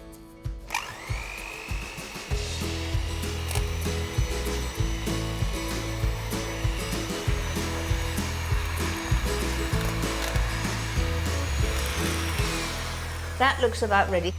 As you sort of squeeze it, it comes together like a biscuit mixture. So Abby, you're going to get that together. So how long have we been baking together? Well, I remember in the kitchen there's this one photo of me and Abby when we were about 4. Exactly. And we were making little cupcakes and we were putting the sweets on the top. And do you remember eating all those little bits, and far more important than making the cakes? That's come together really well. Now make it into a sausage shape and divide it into 3. Can I make the almond ones, please? There's your almond things. Thank you. Can I make the chocolate ones, please? I knew you were going to ask for chocolate, that's good. Abby's chosen 50 grams of milk chocolate chips to mix into the dough. You need to get it everywhere because when you separate it into different biscuits, you don't want to have one with all the chocolate chips in and one with none of them in. So you have to get it everywhere. Well, the person with all the chocolate chips will be quite lucky. Grace is adding a teaspoon of almond extract and most of the 40 grams of flaked almonds to her dough. Do you enjoy helping? Yes, really fun. It's really fun. What's the best part? Knowing that you can eat it at the end. And also, the mixture's really nice to eat as well. Do you like raw mixture? Yeah. Each mixture is divided into 20 even rounds. For the lemon biscuits, add the finely grated zest of 1 lemon to the dough. Years ago, I used to work for the Dutch Dairy Bureau, and their favourite Dutch biscuit were botermoppen. And what you do is that you made a sausage and then you took demerara sugar and sprinkled it on the table like this. Then all you do is you roll that in it. So if you can imagine, if you cut slices from this, you will get a lovely crunchy outside. Wrap it in cling film and put it in the fridge to firm up. Put the rounds on baking trays lined with non-stick baking parchment. For the almond biscuits, gently press the balls flat and top with a few flaked almonds. Press the chocolate chip rounds evenly. Finally, slice the firm lemon biscuit dough into 20 rounds. Would they last long in your household? No way. Dad would eat them. He's always poking around in the fridge. Wherever we try and hide them, he's always there. Cook all the biscuits at 160 fan for 10 to 12 minutes until they're a lovely pale golden brown around the edges. I'm going to leave you 2 in charge. Keep your eye on them.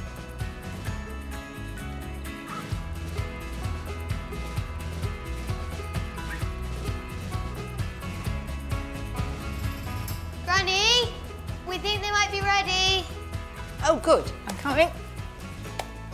Let's have a look then. They look ready.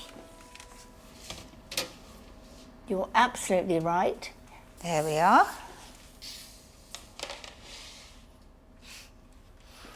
And those are perfect too. Well done.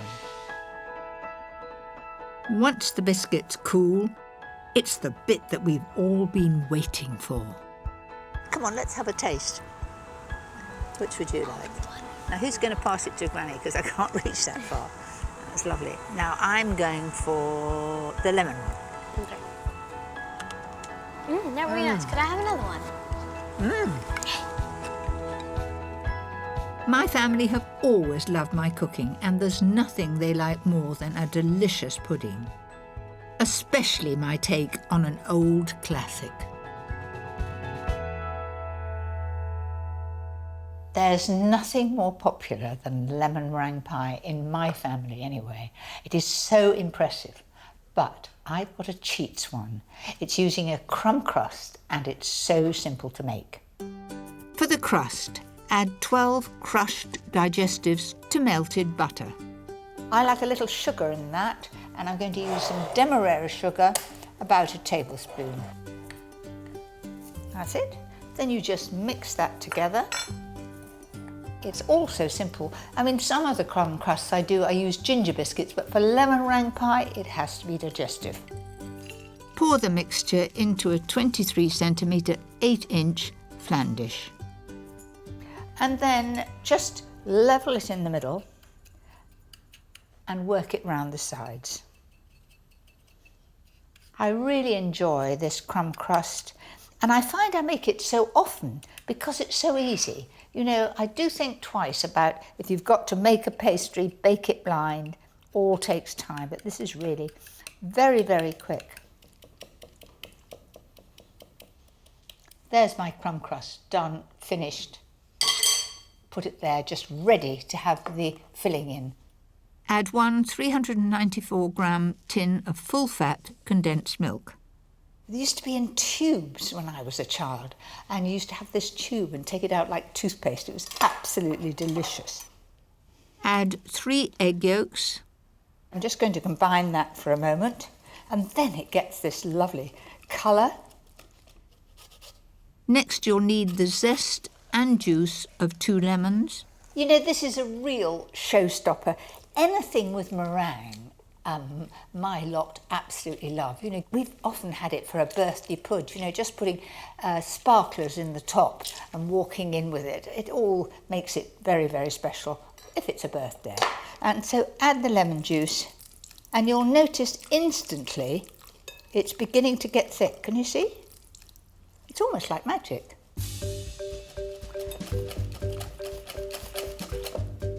That's it.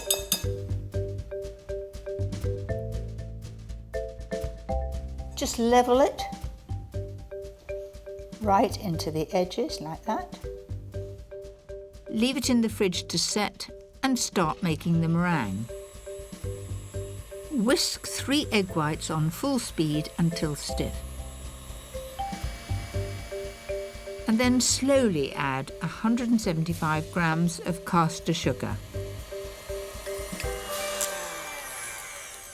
I think that will just about be right.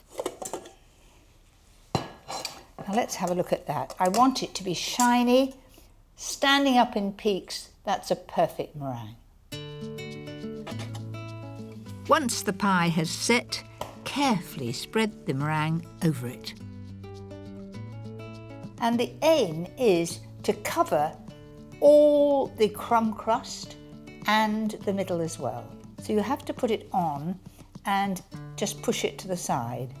It's not easy. I find it best to go round in sort of blobs and then into the middle.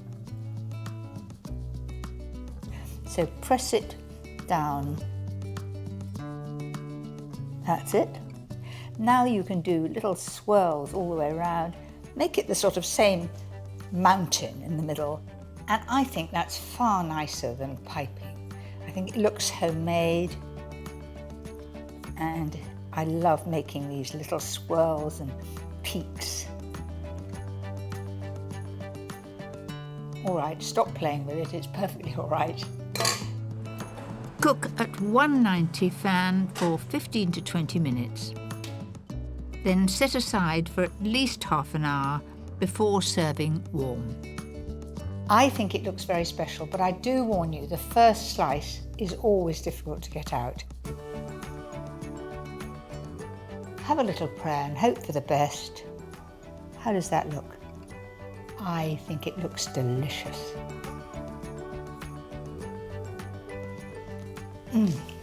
Oh, so good. I think everybody's going to enjoy that. Who's got room for my favourite pudding? So there you have it. Wow. Tom, you won't want any of this. No. Recipes to bring your whole family together. Is that meringue? This is meringue. Oh. I hope you'll enjoy them as much as we do. Atalanta, is it nice? What does it taste like? Coffee.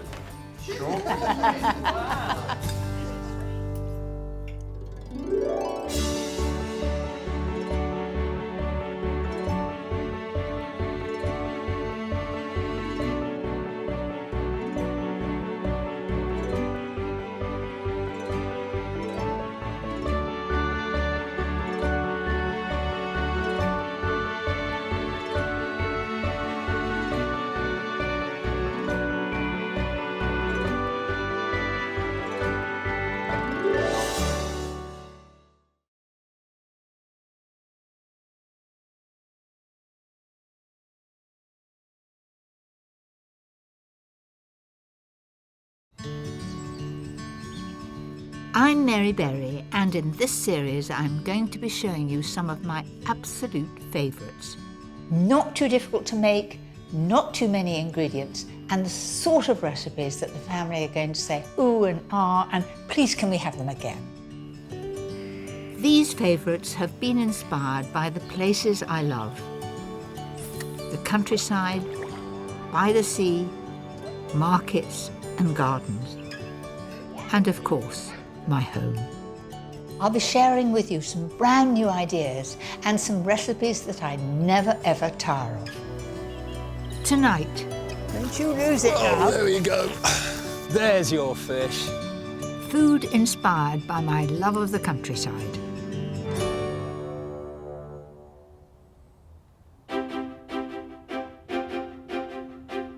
I was brought up in the country in a village near Bath. And so the countryside inspires many of my dishes. We're so lucky in Britain that our fields, forests and rivers are teeming with delicious produce. Whether it's game, hedgerow fruits, wild mushrooms or wonderful freshwater fish. What a little beauty, aren't you? Lovely? I can't help but be inspired. And tonight I'm sharing my countryside favourites with you. A dinner party treat with pheasant, my family's favourite lasagna, a delicious mushroom feast for any time of day, and a great idea for windfall apples. But first, these little mushroom Scotch eggs, perfect for a countryside picnic. When you think of Scotch eggs, you think of a hen's egg with a nice sausage coating. But I'm doing them with a difference, using quail's eggs and putting a lovely mushroom mixture outside. To start with, place the eggs in cold water, bring them to the boil and let them cook for a further minute and a half. Whilst they cool, that's it. Start the coating. I've got 2 shallots here. It's important to cut them really finely because they've got to be small enough to coat round those little eggs. Fry off the shallots before adding 250 grams of finely chopped chestnut mushrooms. Then add 30 grams of panko breadcrumbs. And mix all that together and then cool it into the bowl. Now to get on with the tricky job of peeling those tiny eggs. So take each egg and roll it on the board and then peel it. Not much you can do with the shells. Some people put them round their hostas. I know I do. I give them a good crushing and it stops the snails eating them. This is a very boring job. If you've got someone who wants to help you in the kitchen or someone you want to keep busy, say, why don't you peel the eggs for me? By the time you're done, the mushroom mixture should be cold enough to add a hen's egg. This will help to hold it together. I'm now going to take my eggs and mushrooms to my production line over here. Roll the eggs in plain flour, then coat each one with the mushroom mixture. It's quite a gentle process because the egg yolk isn't quite hard in the middle and you've got to do it with great care. Finally, dip them into flour, egg and breadcrumbs. So there they are, beautifully coated and ready to fry. Now, if you want to do this a day ahead, just leave them like that on a plate in the fridge and fry them when you need them. Heat a good amount of oil and shallow fry them until golden and crispy.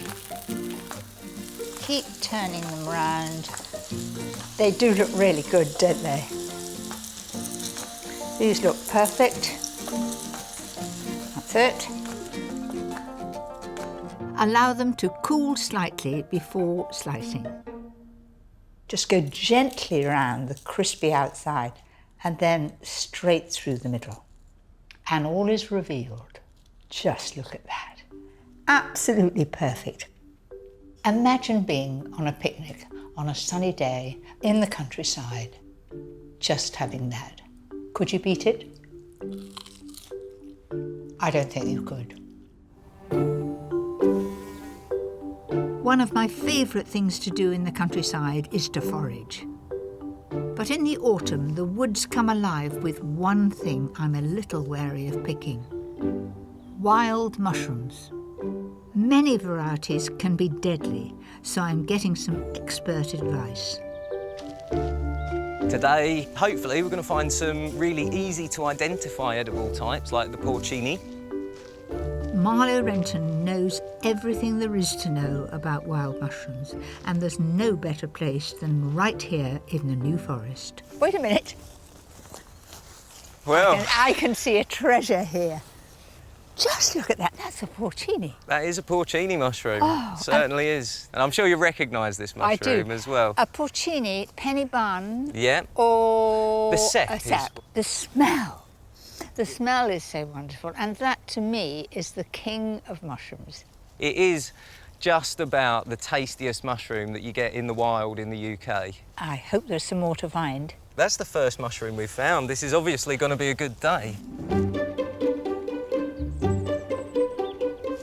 It's very important to know the poisonous mushrooms when you're out foraging, probably more so than knowing the actual edible mushrooms.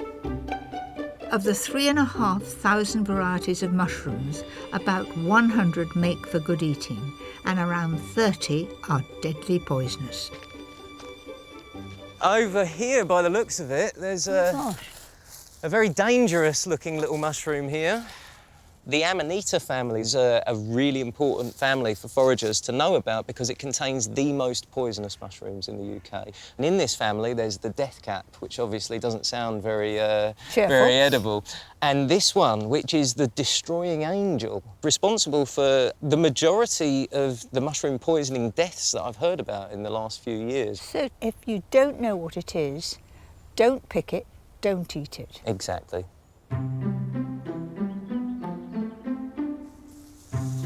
There's something white over here. Do you know what those are?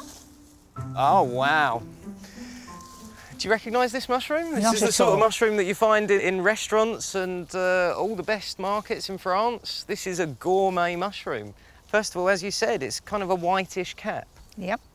And then underneath, it has these spikes or spines instead of gills or sponge. And that tells me that this is a hedgehog fungus, Hydenum repandum. This is the safest mushroom to forage in the UK. There is nothing else that looks like this.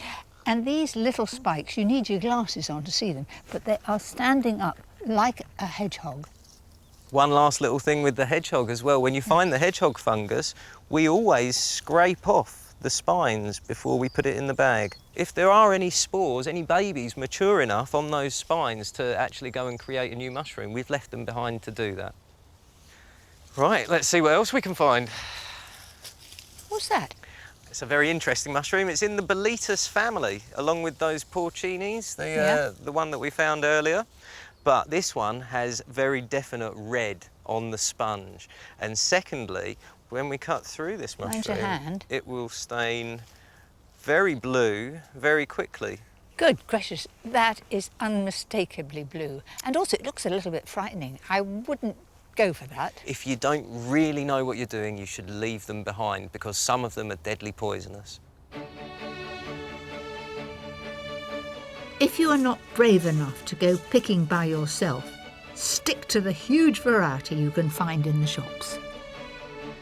Now, to make the most of them, here's a favourite of mine.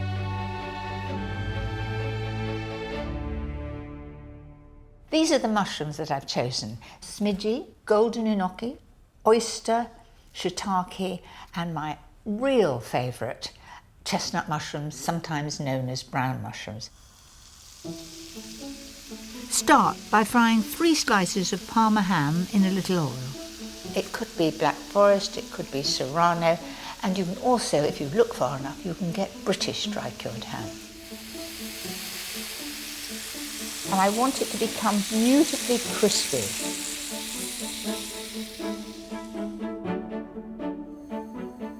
In the same pan, add a little butter and lightly fry 2 slices of brioche. The aim is to get all this lovely gubbins in the bottom from the ham, which is salty and a delicious flavour. There you are, absolutely perfect. Now to the mushrooms. I'm going to take some of the stalk off, and then these little chaps. In the war, we lived in a house with a cellar, and Dad used to grow mushrooms in the cellar, and it was almost like magic. The day before you wouldn't see any mushrooms, and then you would these little tiny button mushrooms. So I've enjoyed them all my life.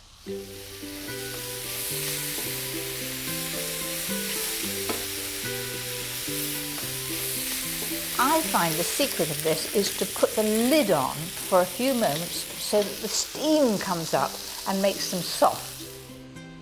When the mushrooms have softened, take the lid off so any extra liquid will evaporate. Then I'm going to add a dollop of creme fraiche, full fat of course. Don't make the mistake of using low fat creme fraiche. It wants to be really rich and a good consistency. And it's ready.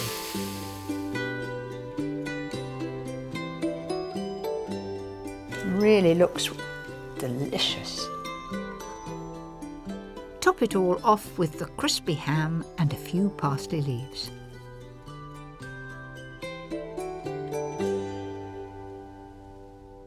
I think that looks so tempting. Do you know, I'm just going to pinch a little bit off the side and a bit of bacon.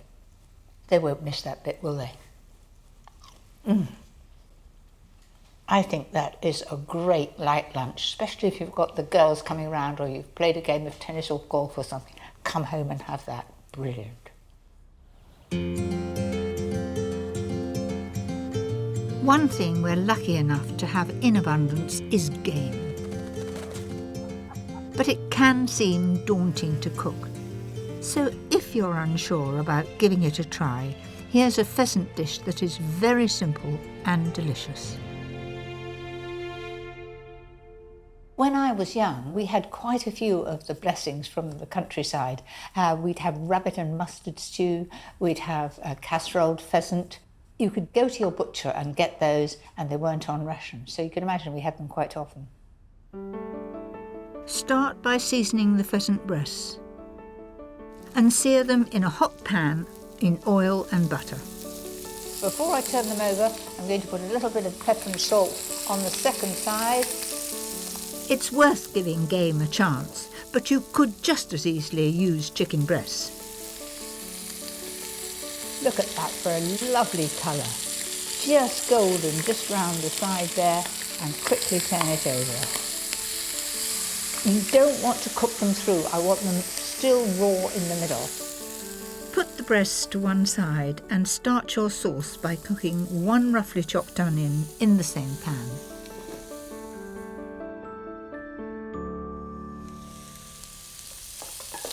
So those look pretty good to me. They're translucent, they're not too brown. I like leaving them in great big pieces. I think it looks good. This is one of the recipes that you really don't have to chop them finely. Now add 2 level tablespoons of paprika, 1 tablespoon of light muscovado sugar and 300 ml of double cream. This is rich, it is full of flavour, it is sheer luxury. Gosh, that's a wonderful colour. Now I'm going to add the pheasant back into that wonderful mixture. Wait a minute, there's a bit of juice, I want that in there. That'll all add to the flavour. And I've got that on a very low heat, and I'm just going to let that cook away for a few minutes. In a separate pan, fry off 250 grams of sliced chestnut mushrooms in a little butter. It may seem fussy to do them separately, but it makes all the difference. They get a little bit of colour, you evaporate some of that liquid, and they don't look sort of pale and insignificant in the dish. Finish it off with a handful of chopped parsley. This is the part I like most. Everything's ready. I like to serve it with some creamy mashed potato and some young broad beans.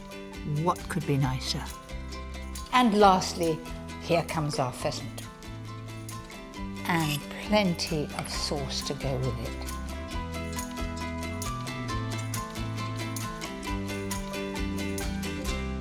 Now, who could resist that? My pheasant breasts with a rich, creamy sauce with mushrooms and paprika. Whilst our forests are bountiful with wonderful game, we're also lucky enough to have some of the world's great fly fishing rivers. Here on the River Test, people have been fishing since Roman times. And no one knows these waters better than fly fishing expert Charles Jardine. It's so special because the water that's come up through the chalk springs is fueled with all sorts of nutriments, great for insect growth, which is great for fish growth. And it's that makes this so special. And that's why the fish gets so legendary and big. Charles, this is a very exciting day for me. I've always wanted to learn to fly fish. You couldn't come to a better place at a better time of the year. Really? Yeah. Oh, well, that's comforting. And you can see how clear it is. Look at it. I mean, it's beautiful. It's so peaceful, you could hear a pin drop. Well, that's why we do it. This is a sport where you can just immerse yourself in it and just become at one with the river. These rivers are a host to some of the country's finest freshwater fish, such as grayling. But what this area is most famous for is its trout. My idea is to cast. And what I want to try and do is make a big plop. Lift and just tap. Do you remember? So we'll cast over there. Oh, you got one. There's a fish. It's so Where is small. it? It's there. It's a minnow. But you've got to start somewhere. There you are. You've caught your first fish on a fly. Now, It's wait a not minute. colossal. It's a minnow. That was the second cast, but I've never seen a smaller fish. Shall I just chuck that back Yeah, in? I'll just pop it back in. There we are. If Charles and I want a decent lunch, we're going to need something rather bigger than that. There is a big grayling up here, and I'd just like you to see one, really. There we are, there's our grayling. Now, what I want you to do is to feel a fish, and then I want you to catch one.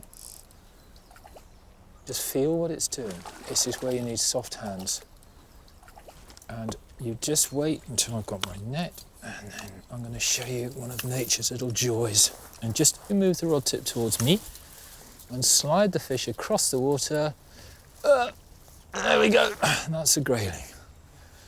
And if you look at this beautiful fin, isn't that beautiful? It's one of the original white fishes that came down from the Arctic Circle and came down with the Ice Age. You can eat grayling, and they're very good to eat, but you wouldn't eat this one. It's too small. So he's going back. That one's going back. There you are. That's gone off quite happily. I'll spend hours putting fish back, but that's a grayling. Now we want a trout.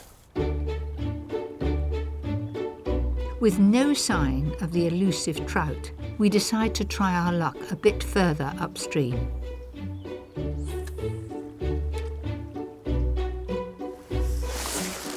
It's a rainbow. You got your trout here. It's a lovely little wild fish. There it is. There you go. That's a proper fish. Don't put on the line. Just put the hand by the Now I'm reel. watching it swim. Isn't Yeah. it beautiful? It's fantastic. Now just wind the handle just a bit. There it is. Now that's a fish and a half, isn't it? It is, It's better isn't than it? my minnow. Just a bit bigger than your minnow. I'm winding. Just keep everything smooth. Don't you Whoa, lose there it you now. go. There's your fish. Have you ever seen a bigger fish There's than your that? fish. Come here, my little fellow, then. Now just look at that. I think that's a sheer beauty, and I reckon it weighs a couple of pounds, something like that. I think so. Would serve two. Absolutely. You and me. Gosh, it would. Lovely.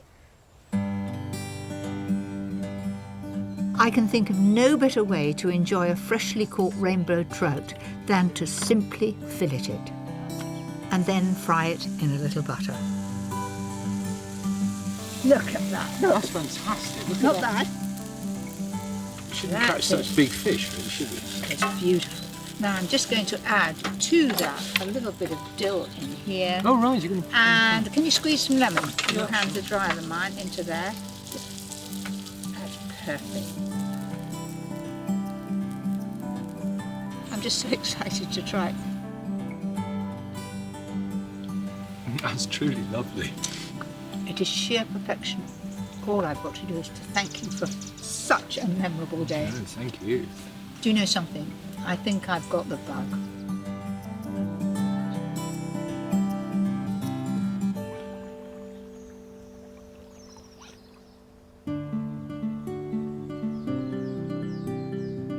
After a long day out in the countryside, I like something quick to prepare and hearty to eat. And this lasagna using sausage meat and mushrooms is a real favourite of mine. I've been making this lasagna for quite some time, and my family think that it's the very, very best, and I'm very pleased with that because it's so quick and easy to make. Start by frying off 450 grams of sausage meat. Every little bit wants to be a lovely golden brown colour. Sausage meat has wonderful spices that are so good for lasagna. Add 2 tablespoonfuls of flour, 2 cloves of crushed garlic and 1 chopped chilli. I suppose it's quite unusual to put a bit of chilli in, but my lot seem to like chilli and things more and more and more, so up to you whether you put it in or not. Gosh, that looks quite colourful with a fleck of red in there. Then mushrooms, thinly sliced. Fry those for a few minutes. Then in goes the creme fraiche. The creme fraiche is to replace a bechamel sauce, and it is so simple, easy, and a lot less effort. At this point, add a generous handful of chopped spinach. Plenty of interest there with the spinach, the mushrooms, the chillies. It looks good, doesn't it? I could eat that right now, but it's going into the lasagna. Now for a very simple tomato sauce. Mix 2 tablespoons of sun-dried tomato paste, 1 teaspoon of light muscovado sugar, 500 ml of passata, and some freshly chopped sage and thyme leaves. And that's it. And now it's an assembly job. So a third of this. All right? Then you take the sauce, and the sauce you just dribble informally over the top. Soak the pasta sheets for 10 minutes in hot water to help reduce the cooking time before adding them to the lasagna. That's it. And then you do the whole procedure again.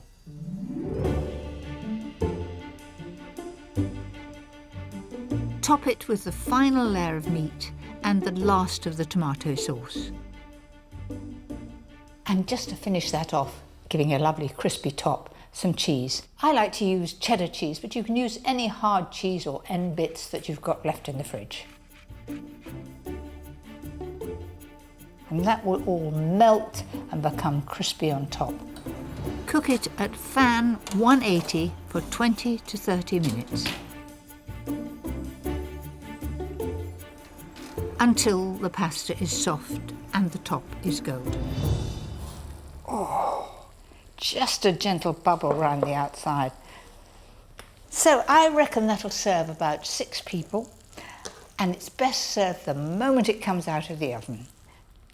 Oh, look at that. How's that for a different pasta?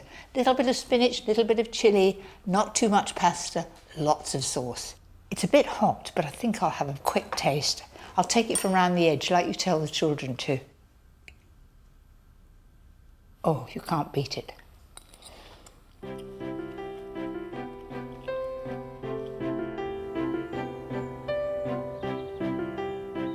There is nothing I love more than a long country walk with my husband Paul and the dogs. Oh, there look some good ones over there. It's a perfect excuse to gather blackberries for a pie. I'm not the only one that likes blackberries. Sloes for sloe gin. Even windfall apples, ideal for my next recipe. These mini apple and almond cakes. To start with, I'm using melted butter. There aren't many cakes, except for gingerbreads, that you use melted butter. It's cool and I've got 75 grams. Then 100 grams of caster sugar, 100 grams of self-raising flour. This is really so simple to make. Add 1 egg and half a teaspoon of almond extract. You just start beating it, and it's not difficult. I wouldn't bother to get the machine out for this. That's it. Nothing could be simpler. I usually use a cooking apple. A Bramley would be ideal. And if you haven't got perfectly shaped apples and they're windfalls and bruised on one side, perfect way of using them up. Slice the apples and we're ready to assemble. Start by placing 6 buttered rings on non-stick paper. A spoonful of the mixture in the bottom.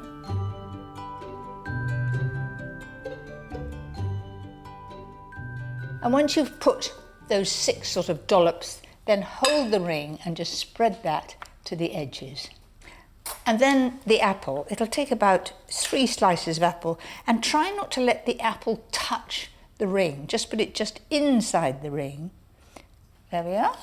Then I'm going to put the rest of the mixture on top.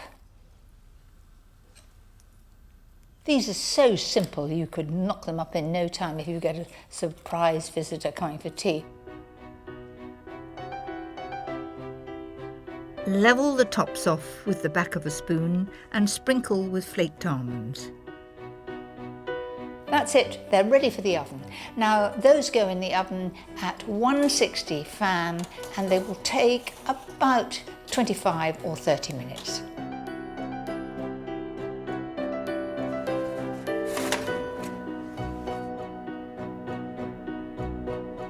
Leave them to cool for 10 minutes before removing from their rings. Oh, they do look lovely. I love the straight sides. They look very professional. I'm going to eat one while it's still warm, and I'm going to have it with a nice blob of creme fraiche.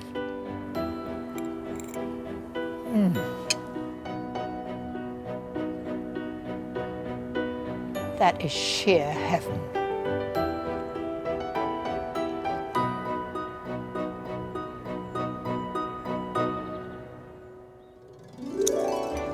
Next time. They should grow really well. It's dishes inspired by my love of fresh herbs.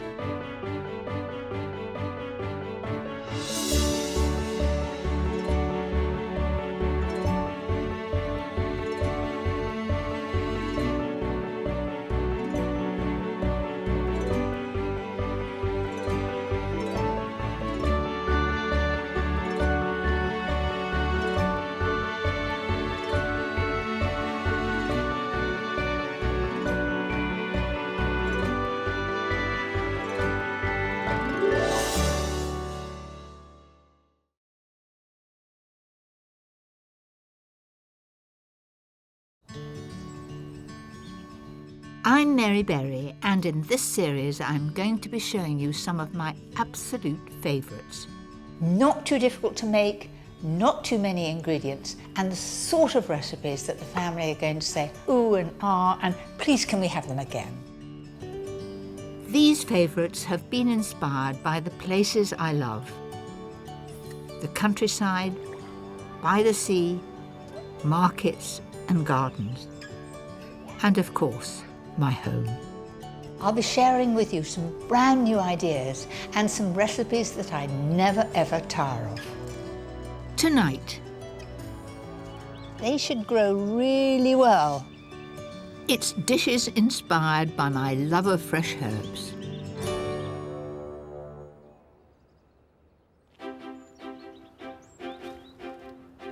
I love growing my own herbs.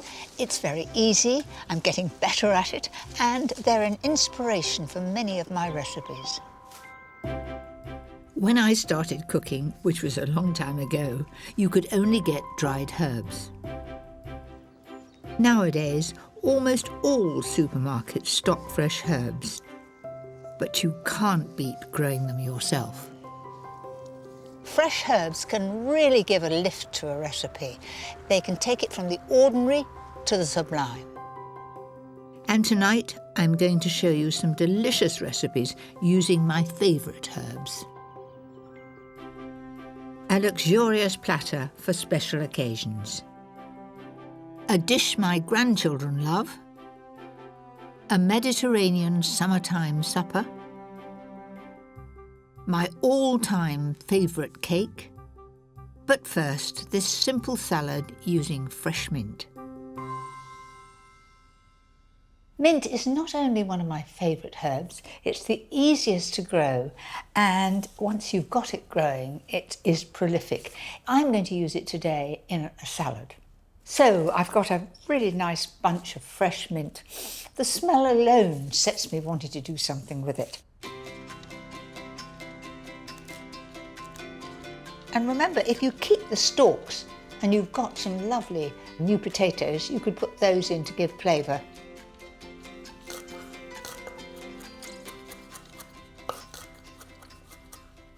Then I'm going to do the cucumber. This is rather a big cucumber. I'll only need half. Peel the cucumber and cut it down the middle. And I always take the seeds out for a salad because they just make the salad very, very wet. Then I'm going to just cut little half moons of it. All that remains is for me to do the melon. Isn't this a prize beauty? You know, you can grow them. Thomas, our son, has a raised bed and he grew them just about this size last year. I'm growing them too, but mine are miniature ones. So I'm going to cut that in half. And all the glory is in the middle. Look at that. Doesn't it look tempting? It makes you think of summer. Cut the melon into quarters and remove the skin. Cube and take out any seeds. This salad is simplicity itself. For a simple zesty dressing, I'm using the juice of half a lemon. You know, lemon and mint go so well together. 4 tablespoons of good olive oil, a little seasoning, and mix it till it all comes together. That's it, that's ready to go over the top. The melon in the base, some cucumber, generous amount of mint there. I'm also adding some halved black olives and feta cheese. And rather than doing it in neat little cubes, I just break it off in decent sized pieces, sort of crumble it.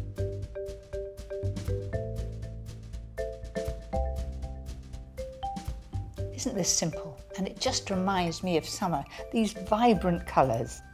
Just before serving, drizzle the dressing over the top. Well, that's my favourite way of serving mint in the summer. Oh, that smells of summer, that mint. The aroma is amazing. I can get all that in one go, can't I? To me, that tastes of midsummer, lovely warm sunny days, full of flavour and lots of crunch.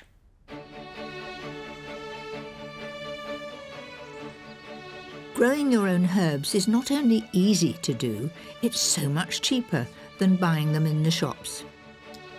And it's something my granddaughters, Gracie and Abby, love to help me with. That looks good, Abby.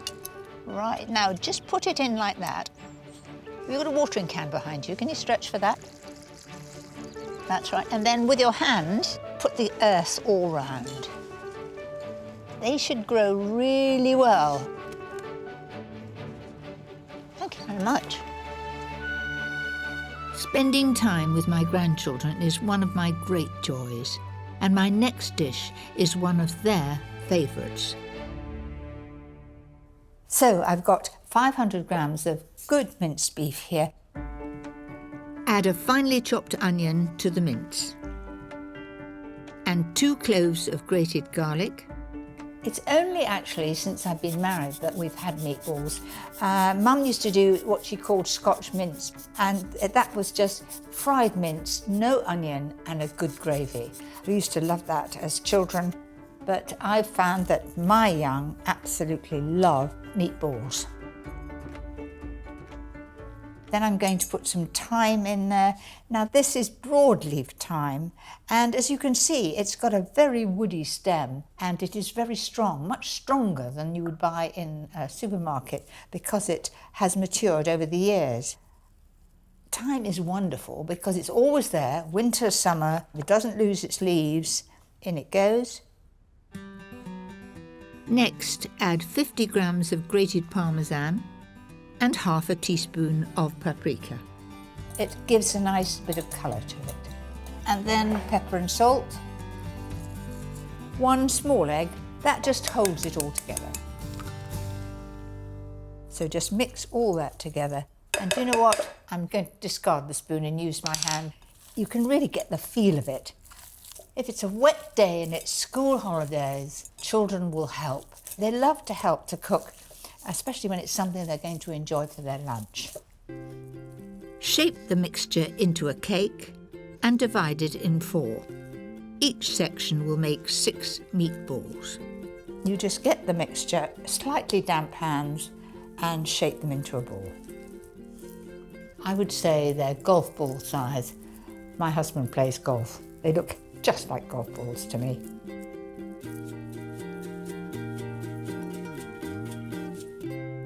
So there's the last one done. Makes a pound of mince, 500 grams, go a long way, doesn't it?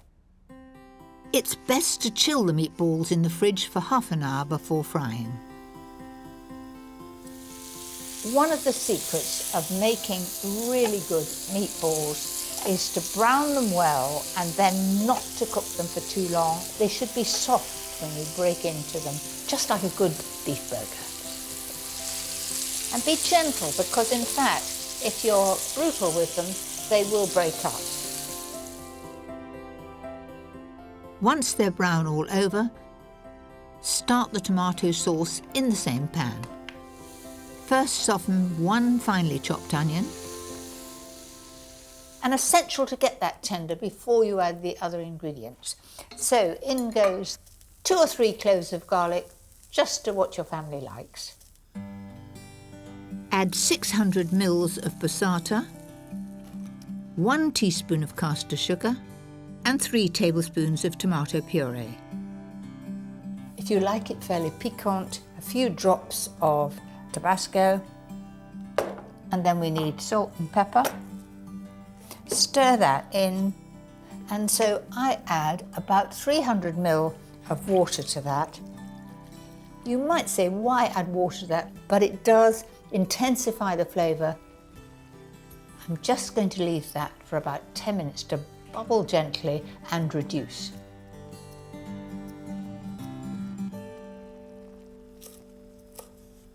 I love basil. It is an absolute natural with tomatoes. That goes in there like that. Then in goes the meatballs. Then a low simmer for about 10 minutes. Then it's done. And you serve it from the pan, 1 pan to wash up. That's a joy, isn't it? After 10 minutes, the sauce will be reduced and the meatballs will be wonderful and juicy. It really is an intense tomato flavour, and the basil is coming through. I think the family will really enjoy that. I've used herbs in my cooking all my life, but I never tire of learning more about them. I've come to the dairy in South London to meet Chef Robin Gill. He's well known for his brave and exciting use of fresh herbs, which he grows himself in his rather unusual garden. Come on up, let me show you what I'm most proud of. Well, one of the things I'm most proud of up here. We've been so lucky to have almost as much space on the roof as we do in the whole dining room. Well, this is quite amazing, isn't it? All growing in these boxes that are normally sort of chucked out once they've been used a bit for deliveries. Exactly. We did everything pretty much on a shoestring. The idea was that we could pick something up if it needed more sunlight or less sunlight and then just move it around. Robin's passion for fresh herbs means he now has over 40 different varieties growing on his restaurant rooftop. As I glance around, there's many of the herbs that I know. I mean, look at this wonderful French tarragon. Yeah, this is stunning. But I've no idea what that is there. Is it sweet Sicily? Exactly. I love it. I think it's got like a little bit of an aniseedy flavour. Let me tell you. So almost like a little bit like fennel. A little bit of an aniseed. It's very strong aniseed, yeah. Yeah. And something we really like and that we use a hell of a lot because it's quite versatile is sorrel. I find it quite refreshing, and we use it with fish, but also we've done a really interesting dessert with it at the moment. Really? I'd never think of putting sorrel with pud. Yeah, we use it with sorrel and apple. And along here we've got, was it garlic chives? Yeah, this is normal chives and garlic chives. If you taste a chive like that, it's peppery, you know. Chives when you buy in the supermarket, it's just not got that same heat. It's completely, like, it's times 100 the power of this chive compared to something I would buy.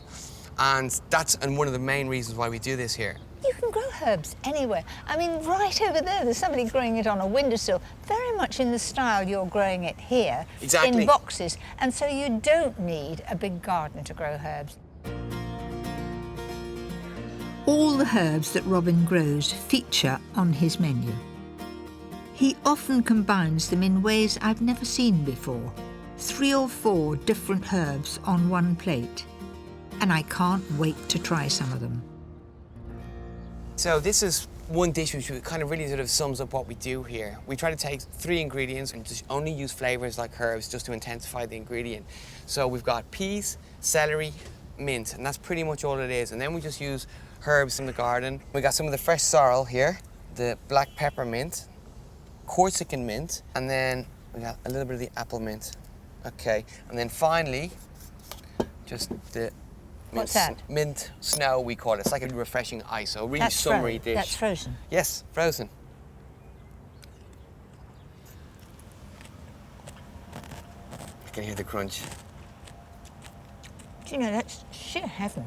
The herbs really help the dish, and the sorrel's coming through strongly. Yeah. And I like the idea that there's a hint of lemon, a lot of mint. It's not only Robin's diners who benefit from the herb garden. They also provide an urban haven for the bees. So I'm going to take... Oh, gosh, that was bursting out of the middle. Yeah. Oh. You needn't bring the bees too near. No. This is one of the dishes I'm most proud of from a garden point of view. It really represents what we do here. It's basil, rooftop honey, and courgettes. And that's pretty much it. And then what are those yellow flowers? I've never seen them before. They're rocket flowers. Oh, gosh. You've let it go to seed? Yeah.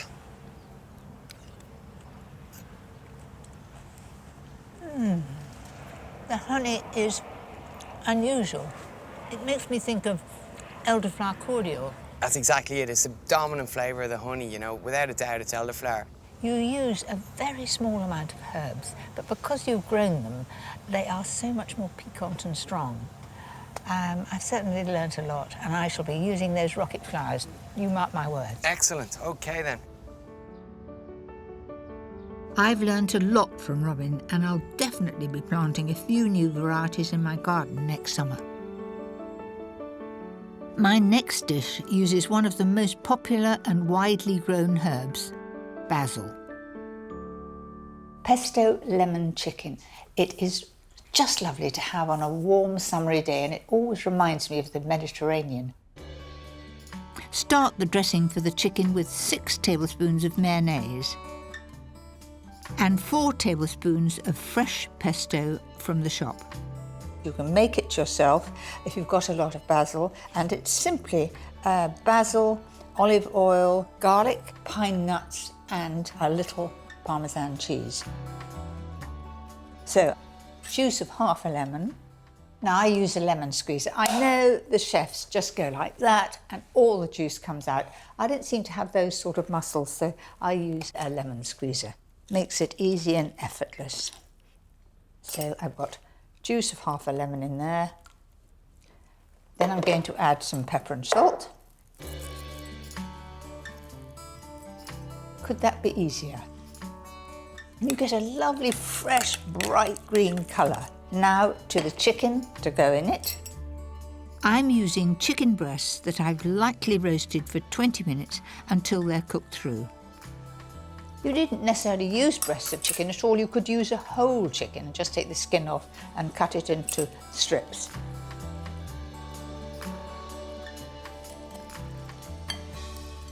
And making sure that every bit is coated. I think that looks really, really summery and good. I like to serve it with a salad around the outside, so it's a complete dish and you just help yourself. I grew cucumbers this year and they were prolific and far too many for us, and I began and did some pickling of cucumber, giving them away to friends. I think I was dead lucky.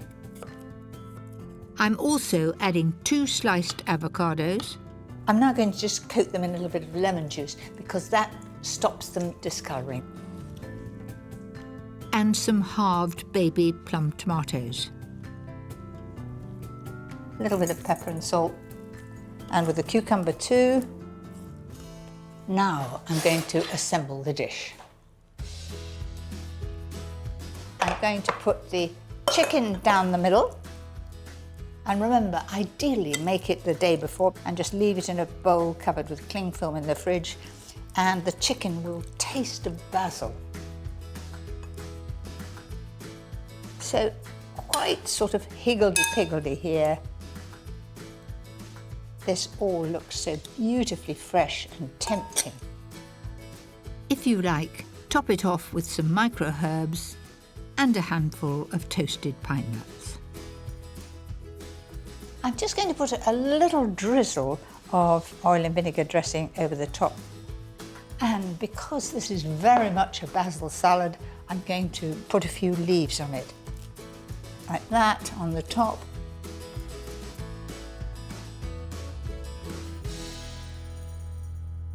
For me, that's a taste of the Mediterranean, full of flavour and sunshine.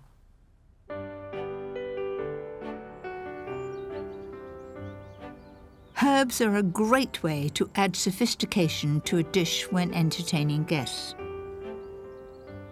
And I love using them to add zing to this salmon, prawn and potato salad platter.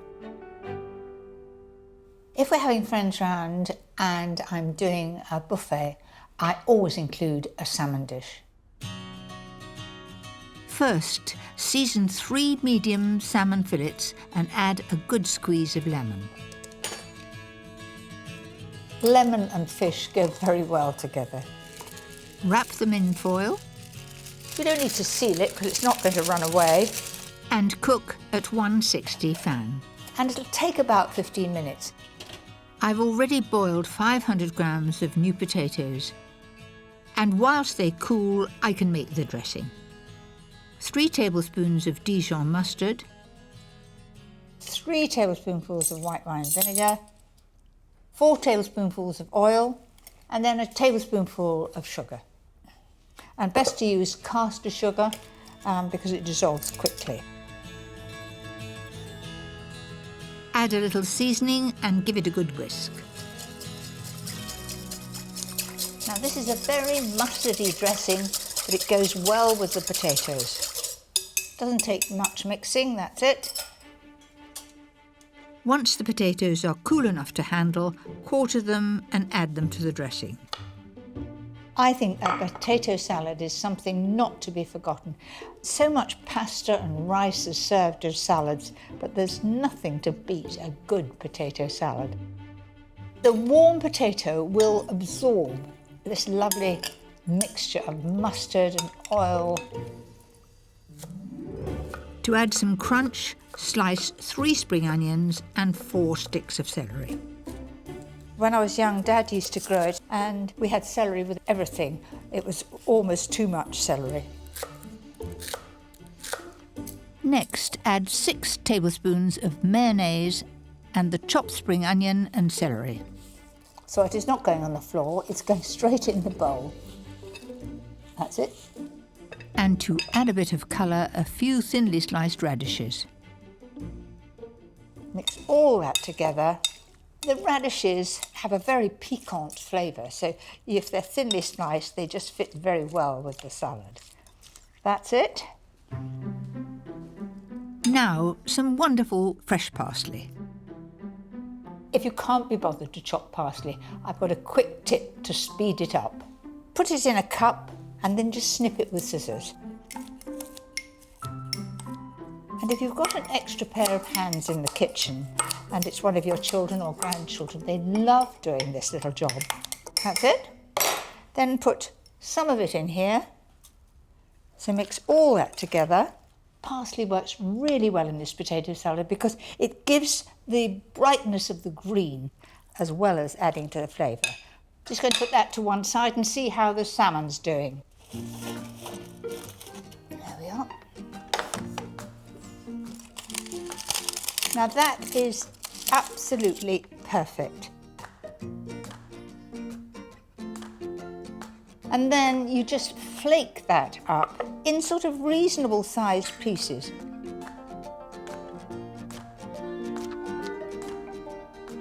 Potato salad down the centre. I'm trying very carefully not to drip it on the side.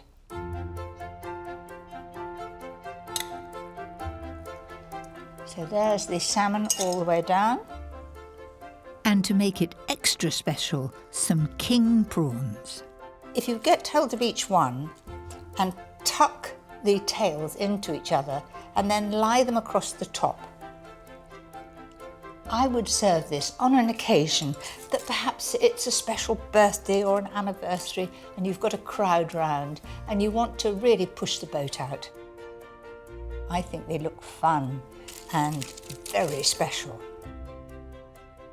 And I've got something to crown the glory. You might call it showing off. I've been dying to grow micro herbs because you can't get them very easily. And just look at that. It looks so smart. It's all different kinds of lettuce and mustard. So I'm going to snip some and just put it across the top. If you haven't got micro herbs, of course you can just put parsley over the top. And I think that looks really special. So how about that for your next very special occasion? Worth trying?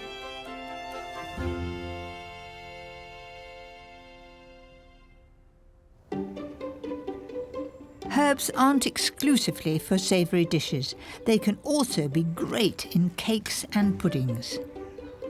Lemon verbena is the unsung hero of my herb garden. It's just wonderful in tea, but think further. Finely chopped leaves are a great addition when you want a lemon flavour. I love it so much, I'm going to use it in my signature lemon drizzle cake.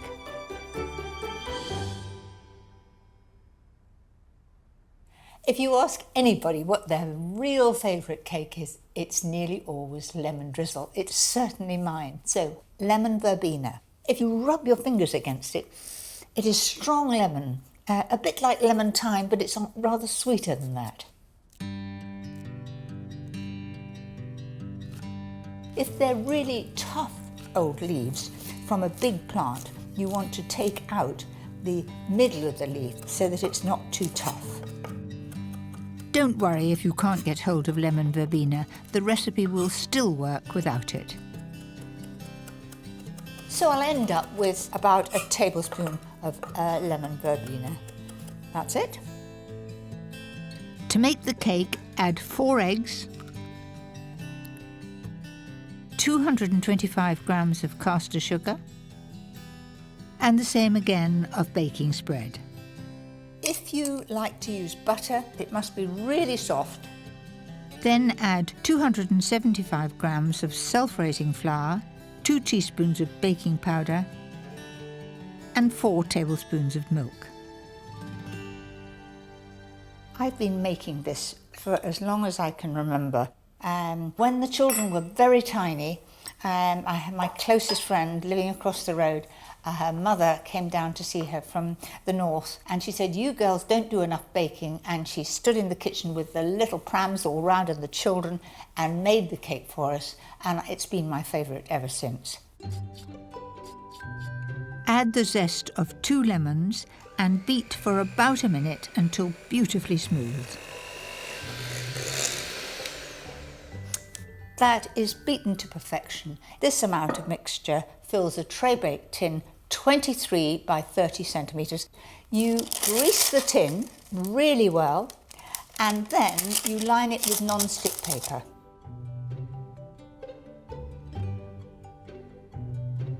I've made more of these than you've had hot dinners. If you haven't got this size tin, the same amount of mixture will fill a 20 centimetre round tin or 2 1-pound loaf tins. It needs to go in the oven at 160 for about 35 or 40 minutes. Whilst the cake bakes, get on with the delicious lemon drizzle topping. Nothing could be simpler. Start with the juice of 2 lemons, then add 175 grams of granulated sugar, and it's ready.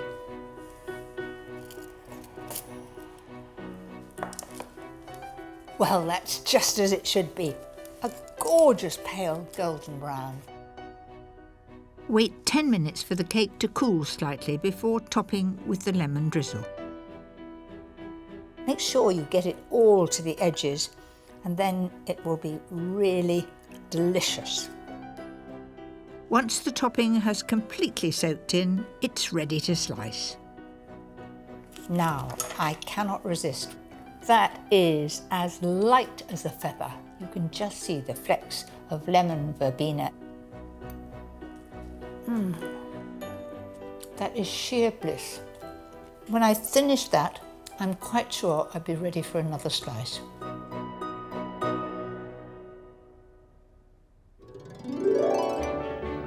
Next time. That's a bit sharp at the moment. No, I think it's lovely. It's my favourites from the local farmers market.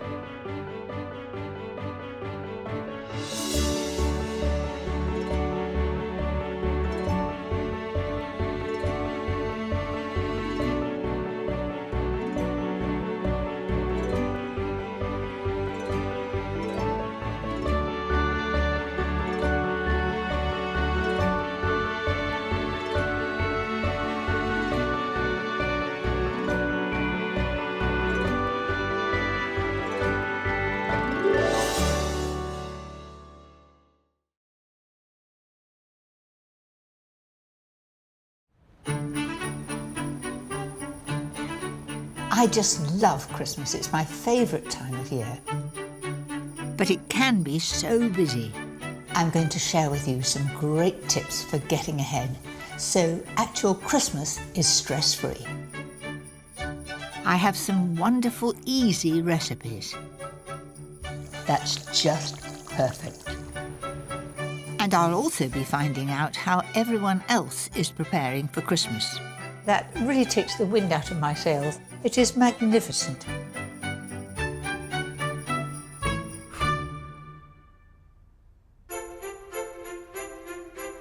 Christmas has always played a huge part in my life.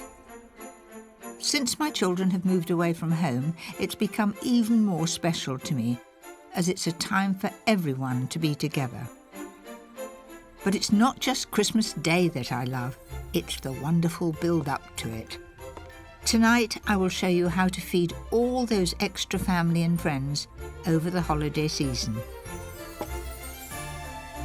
My warming beef casserole, a breathtaking pie, a perfect winter crumble, and a lusciously rich mousse cake.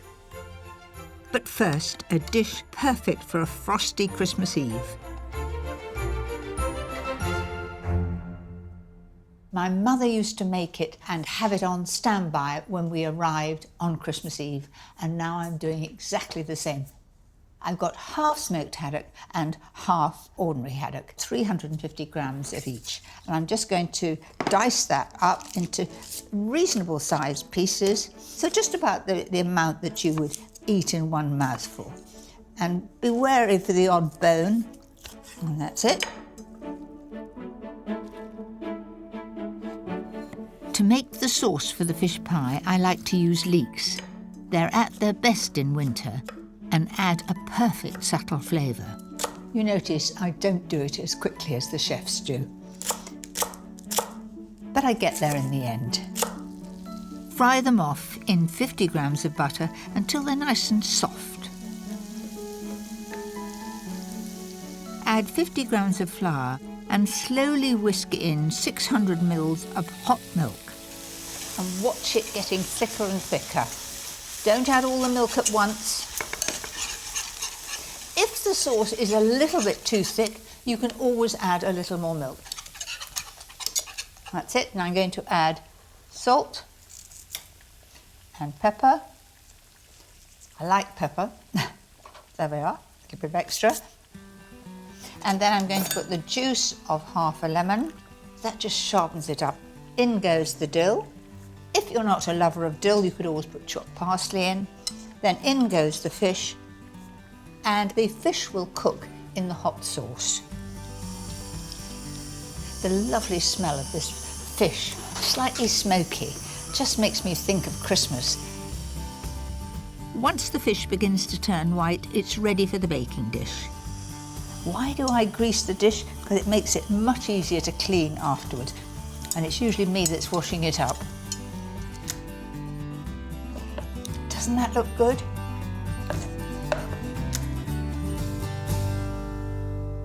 And now to the hard-boiled eggs. Yes, I'm generous with the hard-boiled eggs. I think I put more in than Mum does. And you know, all my family love fish pie, but my husband, if I don't put lots of hard-boiled egg in, I'm in trouble. That's it. And now to the soufflé topping. This is not only delicious, it's totally different and wonderfully crisp. Start by cutting 5 slices of stale bread into croutons. Then melt 75 grams of butter with the same amount of mature cheddar cheese. Add 50 grams of cream cheese over a low heat.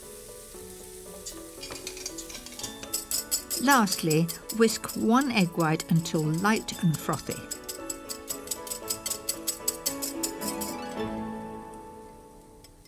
And put the egg white in. That's the soufflé topping. Here come the croutons. In they go.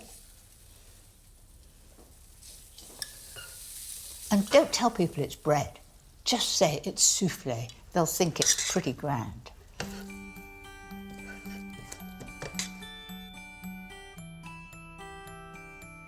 There it is, all ready for the oven. Bake at 180 fan for 25 to 30 minutes until it's crisp and golden. Mum didn't have a glass door. I can have a glance and see everything's all right. How about that then? Who wouldn't be tempted to eat this on arrival on Christmas Eve? All piping hot, crispy topping. They'll all be starving for this.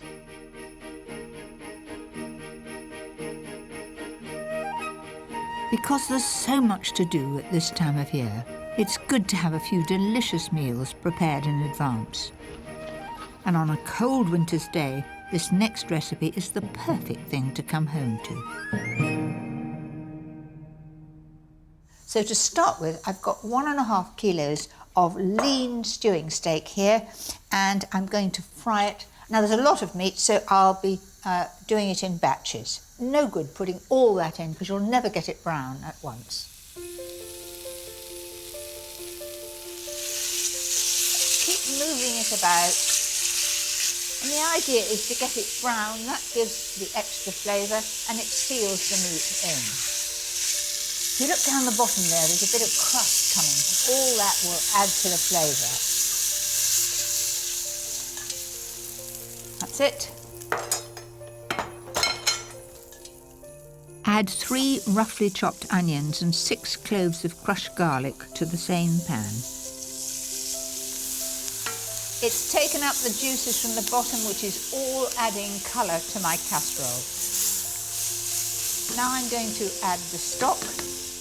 I'm using 300 ml of beef stock, and to thicken the casserole, a mixture of 50 grams of flour and 300 ml of white wine.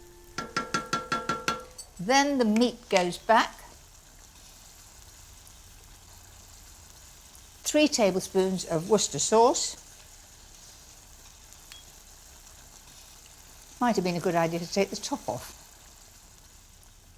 So leave that on a very, very low heat or in a low oven and cook it until it's almost tender, about 2 hours.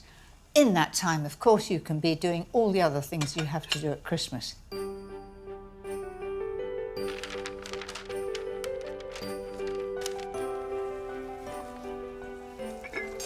Gently bubbling there. Chestnut mushrooms, 500 grams going in.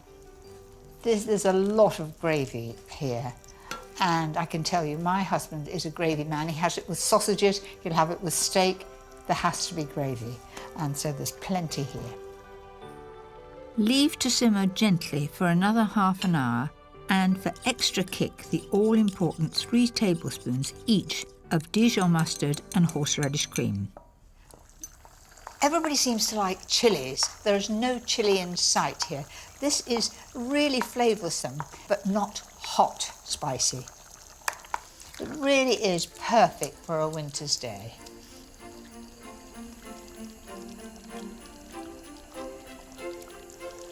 Do you know, that is a really mellow flavour, very warming, and for my taste, that's just perfect.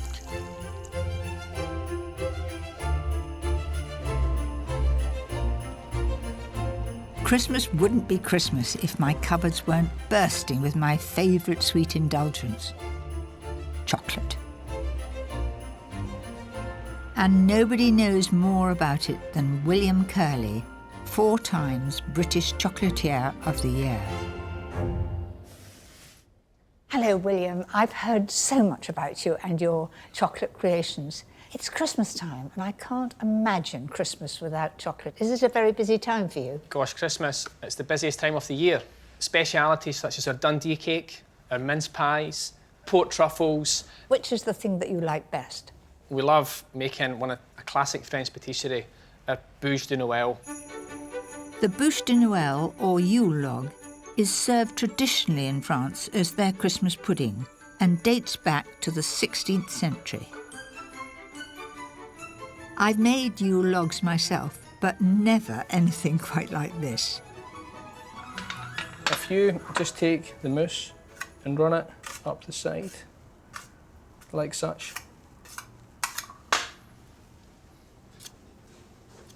I bet you do this like lightning when you do it.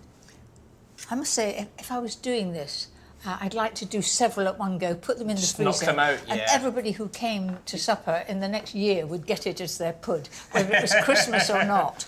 We're going to all this effort. I'd want to show off. This wonderful creation is a combination of a creamy hazelnut and almond meringue centre. You've done this before, and you know exactly they're going to fit. Chocolate sponge. So that is rum with a sugar syrup. Indeed, yep.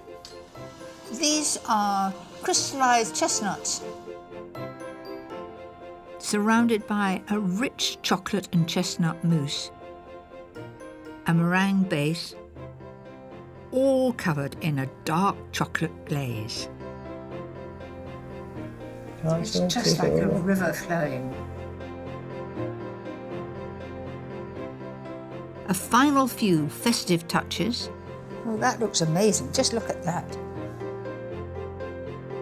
And the masterpiece is complete. Do Do you know, William, I have to stand back and say that really takes the wind out of my sails. Oh. It is magnificent. Oh, thank you very much, mate. It's very kind. Well, but why don't we go upstairs, have a little cup of coffee and a wee thin slice? Do you know, you've twisted my arm. Come on, Let's then. go.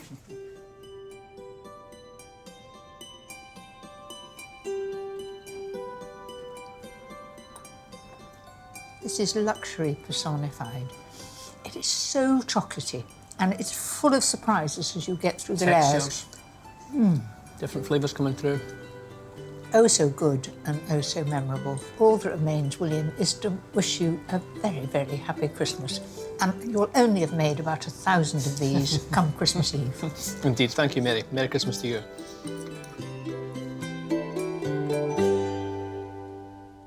That bûche Noël looked amazing.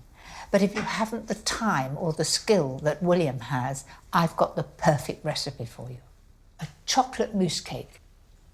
So the cake, very simple to make, and the strongest chocolate flavour you will get is from cocoa. To 25 grams of cocoa, add 3 tablespoons of boiling water. Aim to get a paste. A bit like soft butter, you would spread it across.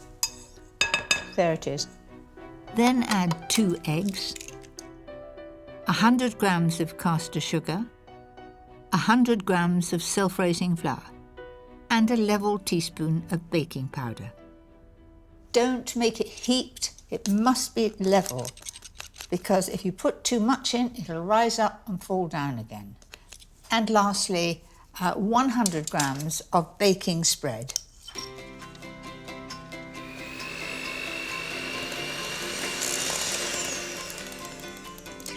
Beautifully mixed, all one colour. Spoon the mixture into a greased tin lined with non-stick baking parchment. Chocolate goes so well at Christmas time. I think we're just one of those times when we can be indulgent. It only needs 25 minutes in the oven at 160 fan. When it starts to shrink away from the sides of the tin, it's done and should be nice and springy to the touch. That looks perfect. To make it extra special, a little brandy over the top, about 2 tablespoons. Bit difficult to know where you've been when it's a chocolate cake, but I think I'm remembering. There we are, and that for luck. Right, now to the chocolate mousse topping. Slowly melt 300 grams of chocolate. I find using 50% cocoa solids is best. It adds just the right amount of sweetness. While the chocolate cools, whisk 450 ml of whipping cream until frothy.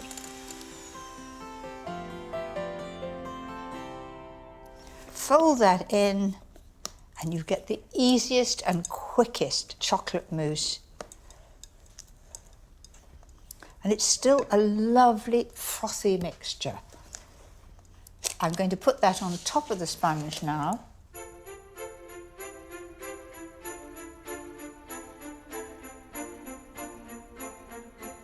I'm going to chill it overnight in the fridge. That will firm it up, and then turn it out.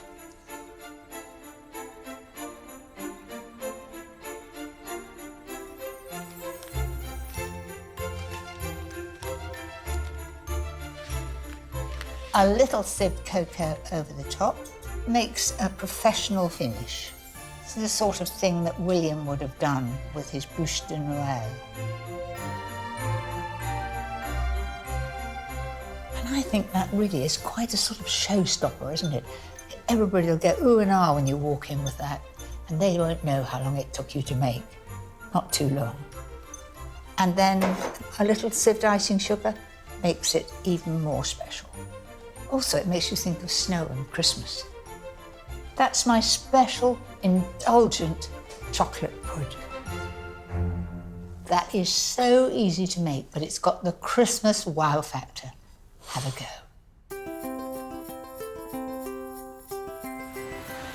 There are so many festive delicacies to enjoy, but my Christmas shopping wouldn't be complete without a very British favourite, Stilton. I've come to rural Nottinghamshire to meet Robin Scales, whose family has been in the cheese business for over 160 years. Hello, Robin. Very nice to see you. Lovely to meet you, Mary. Christmas wouldn't be Christmas without Stilton, and I'm fascinated to know exactly how it's made. Well, you've come to the right place. Come inside and we'll show you exactly how Stilton's made at Crotwell Bishop.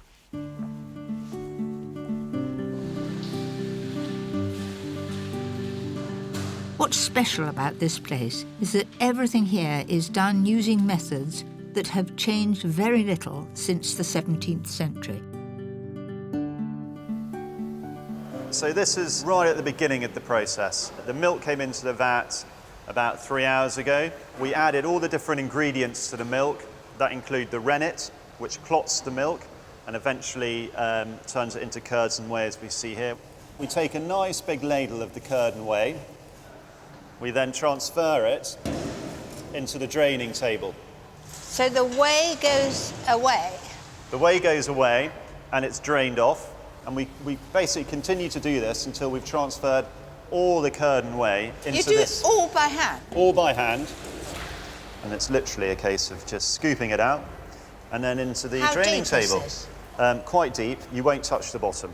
Oh, okay. Okay. So you won't fall in either, don't worry. Gentle down.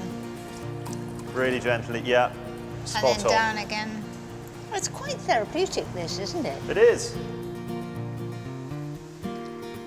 The trick is to be really gentle with it. I was really gentle. And you've got it completely spot on, so, you know, you have a job here any day, Mary. All right, but I'll tell you, you needn't put me on here because it's a bit too much hard work. Yeah. The next step is to pack the curds into moulds. And 5 days later, they are set and ready for a process called rubbing up. We're trying to seal the cheese so no air or oxygen can get inside the cheese at this point. We want the cheese to condition over the next 4 or 5 weeks before we encourage any of the blue mould to grow.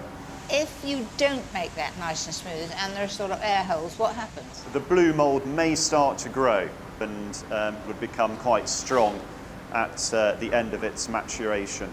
So Kerry is flattening it down a bit like icing a cake, really. It looks simple, but it is an art, and years of practice goes into this. Kerry's been doing it for many years. How long have you been doing it? 12? You just doesn't look old enough to be doing it for 12. I know. After 5 weeks of maturing, the Stilton takes on a nice golden crust.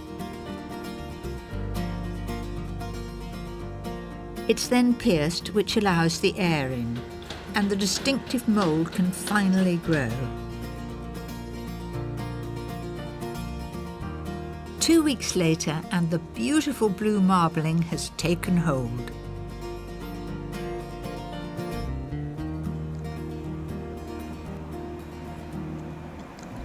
It's very rich and creamy, and you do have luxury things at Christmas, and I think maybe that's why it's so popular.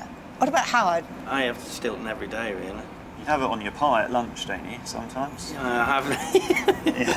Yeah. You have it on your pie? Would you put it on your pie at lunch? Or I just put it in the microwave. Yeah, and then it melts. This is advanced cooking, yeah, this is. Yeah, so, I must say, you look really well on it anyway. I know, well, that is, what do they call it? Aphrodisiac. Well, I won't go into that detail, but thank you very much. Well, there's a lot more to making Stilton than I thought, but it's definitely worth the effort. Just like my next recipe, which is a real showstopper. There's something really spectacular about a raised pie. When you cut the first slice, it's a real show-off pie. I'm going to make hot watercress pastry. You may not have made it before, but it is very easy to make, and it is the traditional one for a raised pie. Dissolve 100 grams of lard in 100 ml of hot water. Then add it to 250 grams of plain flour. And I'm going to just finish that off, putting my hand in. Now, if you're worried about my nails, they're gel and they won't come off. I was brought up not to ever wear nail polish when I'm cooking, and at college it was absolutely forbidden. But things have changed and it is Christmas. Put aside 1/3 for the top of the pie and roll the rest quite thinly. Now, I think that's about right.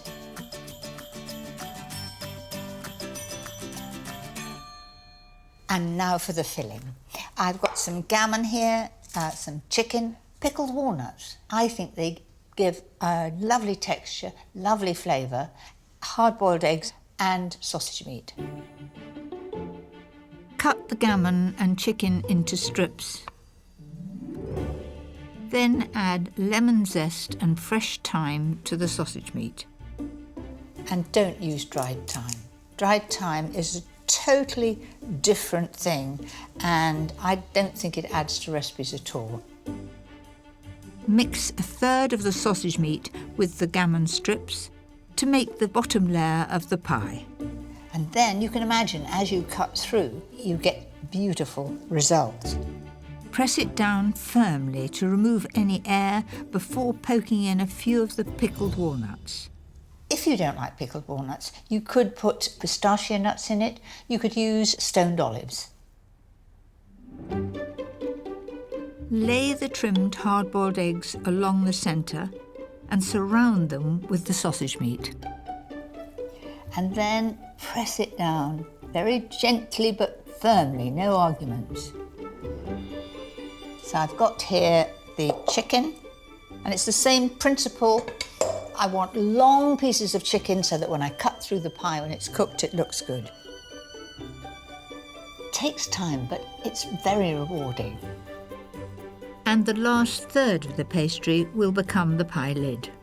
That looks about the right size to me. Let me just check. Very stupid if it didn't reach, wouldn't it? Stick the lid on with a little beaten egg and then crimp the edges.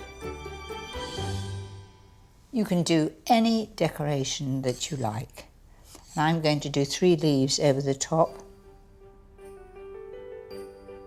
Make a small air hole in the top and bake at 180 fan for half an hour and then 160 for the final hour. When it's ready, let it cool and then leave in the fridge overnight. And this is it. I think it looks pretty good.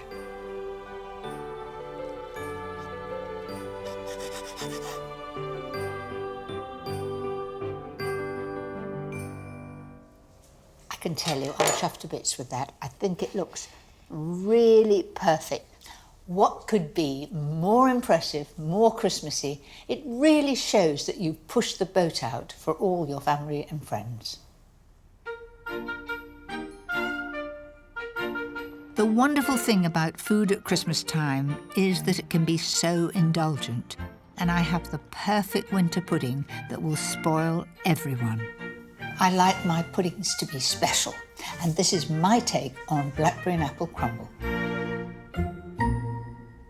I've already made a flan case. It's 28 centimetres wide, and I've baked it blind, so it's ready to receive this blackberry and apple filling.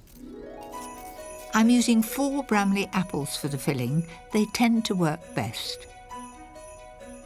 Add a couple of tablespoonfuls of water and 150 grams of caster sugar. Just give that a stir. Simmer on a low heat with the lid on for about 10 minutes until the apples start to soften. Right, time to add the blackberries. Take about 5 minutes of gently stirring. That looks absolutely right to me. A good tip is to drain the juice from the fruit filling, otherwise your pastry will get too soggy. There we are, it's pouring down, and that will be lovely, just reduced a bit and served with it. And now the crumble topping with a difference. Start with 175 grams of plain flour and 100 grams of butter. And this honestly isn't worth getting the machine out to do. And you just lift it up This is a wonderful thing to do with children. They absolutely love it. For extra crunch, add 100 grams of demerara sugar, 50 grams of porridge oats, and 50 grams of coarsely chopped hazelnuts. Adding the nuts and porridge oats gives such an interesting texture. And at Christmas time, it's really a time when you use nuts, isn't it?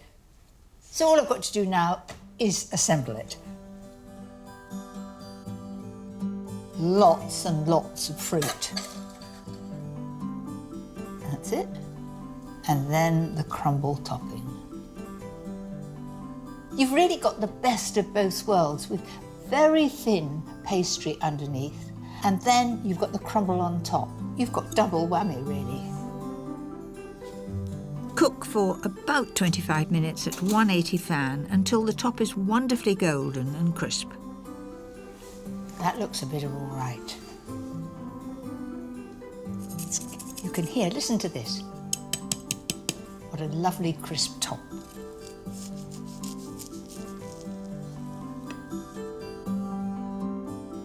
Serve with a dollop of cream and the reduced fruit juices.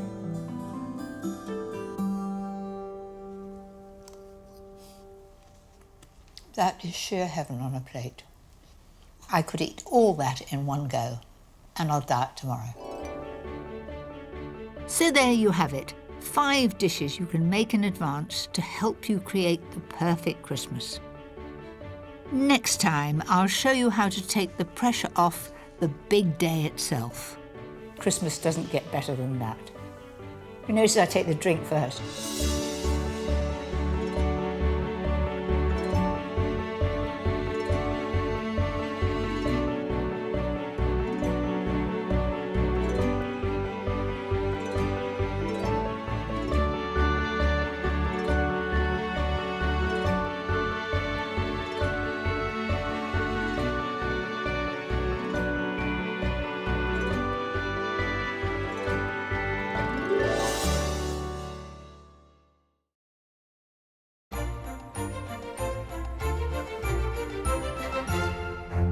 My mother used to make it and have it on standby when we arrived on Christmas Eve, and now I'm doing exactly the same.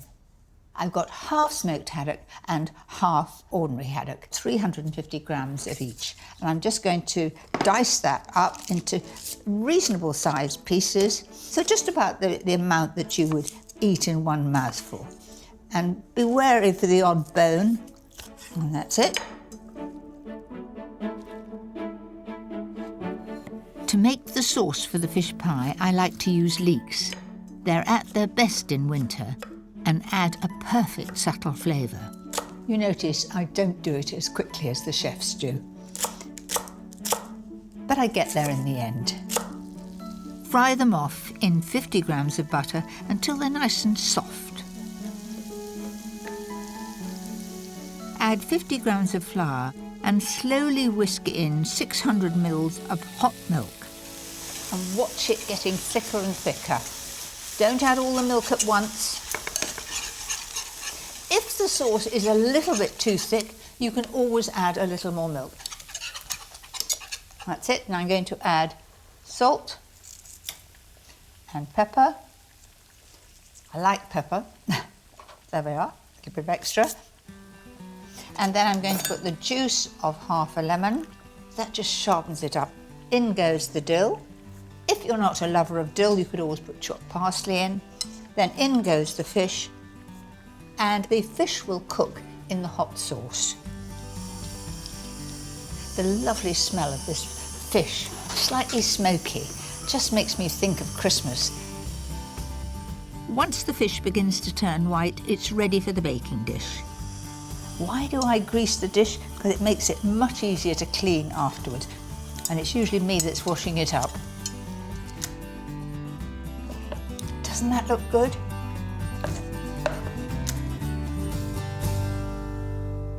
And now to the hard-boiled eggs. Yes, I'm generous with the hard-boiled eggs. I think I put more in than Mum does.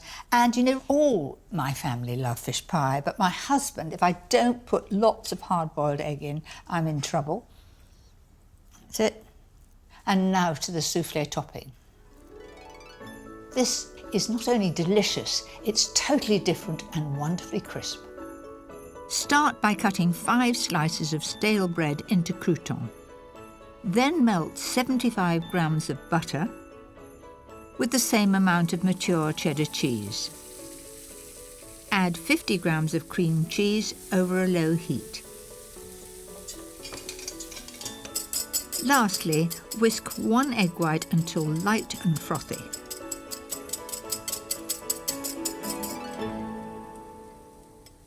And put the egg white in. That's the soufflé topping. Here come the croutons. In they go. And don't tell people it's bread. Just say it's soufflé. They'll think it's pretty grand.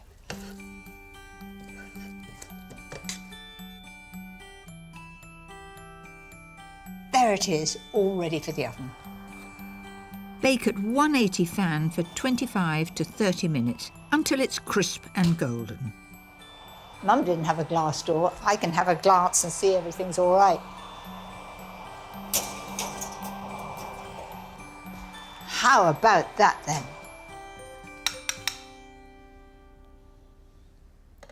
Who wouldn't be tempted to eat this on arrival on Christmas Eve? All piping hot, crispy topping. They'll all be starving for this. I'm Mary Berry, and in this series I'm going to be showing you some of my absolute favourites. Not too difficult to make, not too many ingredients, and the sort of recipes that the family are going to say, ooh and ah, and please can we have them again? These favourites have been inspired by the places I love.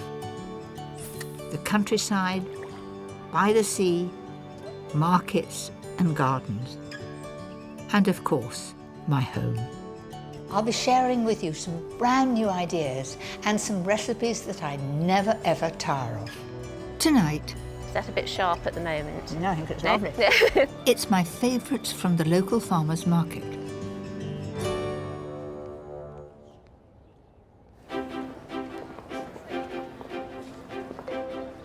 In this programme, my recipes are inspired by the wonderful ingredients you find in farmers' markets and farm shops. A visit to the farmers market is such a lovely thing to do. I enjoy seeing what's in season and meeting the local farmers and stallholders. There's a creamy, mature cheddar taste. There's nothing like the feeling of knowing exactly where your food comes from. Tonight, a delicious soup using one of British farmers' best-loved vegetables. Salads inspired by all those wonderful things that you can buy on the stalls. A family favourite with lovely local sausages. A showstopper pud perfect for hand-picked berries. But first, a dinner party dish with one of my personal market favourites.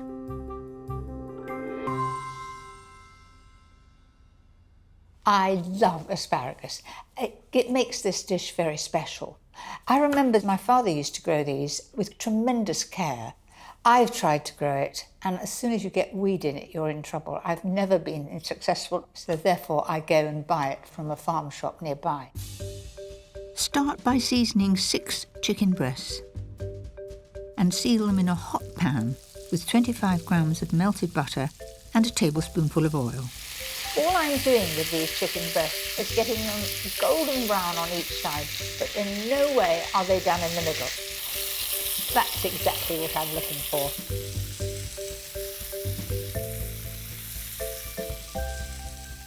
When they're golden on the outside, remove them from the pan and start the sauce. I've got these beautiful shallots here, but they are absolute devils to peel. I find it best to put them in boiling water. It just loosens the skin, and so that's exactly what I'm going to do. I've got a pan over here, and it's a very good tip if you're doing pickled onions. You know those little onions that take ages to peel? So I'm going to leave that off the heat for about 5 or 10 minutes. Rinse them under cold water and off comes the skin. Then cut the shallots into quarters to fry.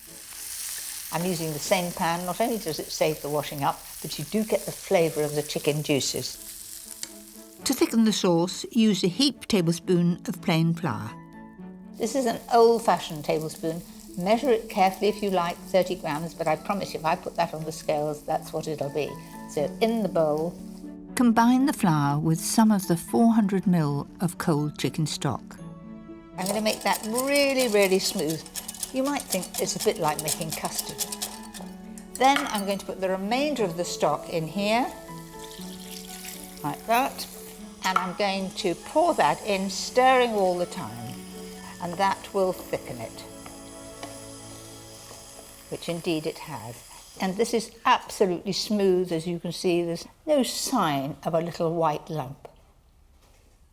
Add some freshly chopped lemon thyme and the seared chicken breast back to the pan. Now, there are some juices on that tin, which I certainly do not want to throw away. That'll all add to the flavour. On with the lid and leave that to cook for about 20 minutes on a very low heat, and keep your eye on it, and it should have just a gentle bubble from time to time. Next, the asparagus. So to start with, take the asparagus and it will break where it's tender. Then they should really give a nice crack. Chop up the stems into thickish slices, nice and evenly, but keep the tips whole for garnish. Add them all to boiling salted water for 2 to 3 minutes. And it's time to check the chicken. To make sure it's cooked, I'm going to look at my portion. Now that, to me, is perfect. It's still got a spring to it. So let's put that back in the pan. And to finish, squeeze the juice of a lemon into the pan, add a 200 ml tub of full-fat creme fraiche, and of course, the cooked asparagus stems. Not only will they add flavour, but they'll add colour. So in they go. Finally, add a couple of tablespoonfuls of parsley, just roughly chopped. Looks lovely. Now, ready to serve.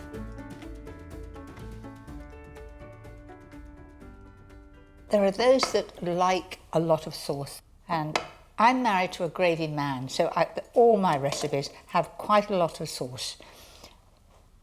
Well, the smell is delicious. It's a lovely smooth sauce. It's a deep flavour of lemon, and it feels rich. I think that is a great dish to serve on a special occasion, so à table and enjoy it.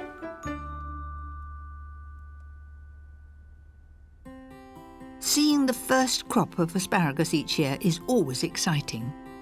So here is another of my favourite recipes to make the most of the season. It is so simple, and there's only 3 veggie ingredients. That's onion, potatoes and asparagus. To make enough soup for 6, add a finely chopped onion and 350 grams of diced potatoes to hot butter, and cook them down on a gentle heat for about 10 minutes. Now to the asparagus. This recipe, I use about 500 grams of asparagus. I'm cutting the top inch, and I'm going to use that for garnish. I'm going to put those into the bowl there. So those woody ends really haven't got so much flavour, and also to get them through the sieve would be difficult. So you just trim off those, and in my case, we put them on the compost. And remember those ends that I had left over this morning from the chicken? There they are, and I'm just going to trim them all off in one go. You can see how woody they are because I can hardly get through them. By now, the potatoes and onion should be nicely softened, so add 900 ml of either chicken or vegetable stock and bring it to the boil. Chop up the asparagus stalks and add them to the stock with some salt and pepper, and leave to simmer for a further 10 minutes. Now you can put this in a processor or you can use a hand blender.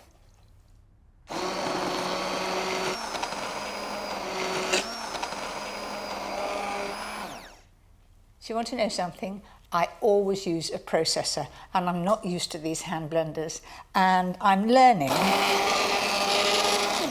that you don't lift it out with hot liquid because it goes all over you. So into the liquid and then switch on.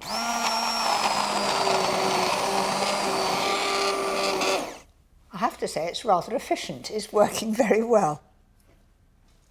Once you've finished blending, press the soup through a sieve to remove all the woody bits. I can remember making pureed soups at college, and not only did we have to sieve them, you then had to put them through a cloth, fold it over and twist the ends. It was called tammying. Nobody ever does that now. Now, all that needs to be done is to reheat the soup and add 2 or 3 tablespoons of double cream. Now that adds a touch of luxury. Doesn't that look good? It looks sort of velvety. Bit of all right. Let's pour that in the bowls. A little drop of cream on the top. And top with the tips of asparagus that have been boiled for just 2 or 3 minutes. I know what you're thinking, it's an awfully big spoon, but my grandmother used to serve soup with this size spoon, so I'm following in her wake.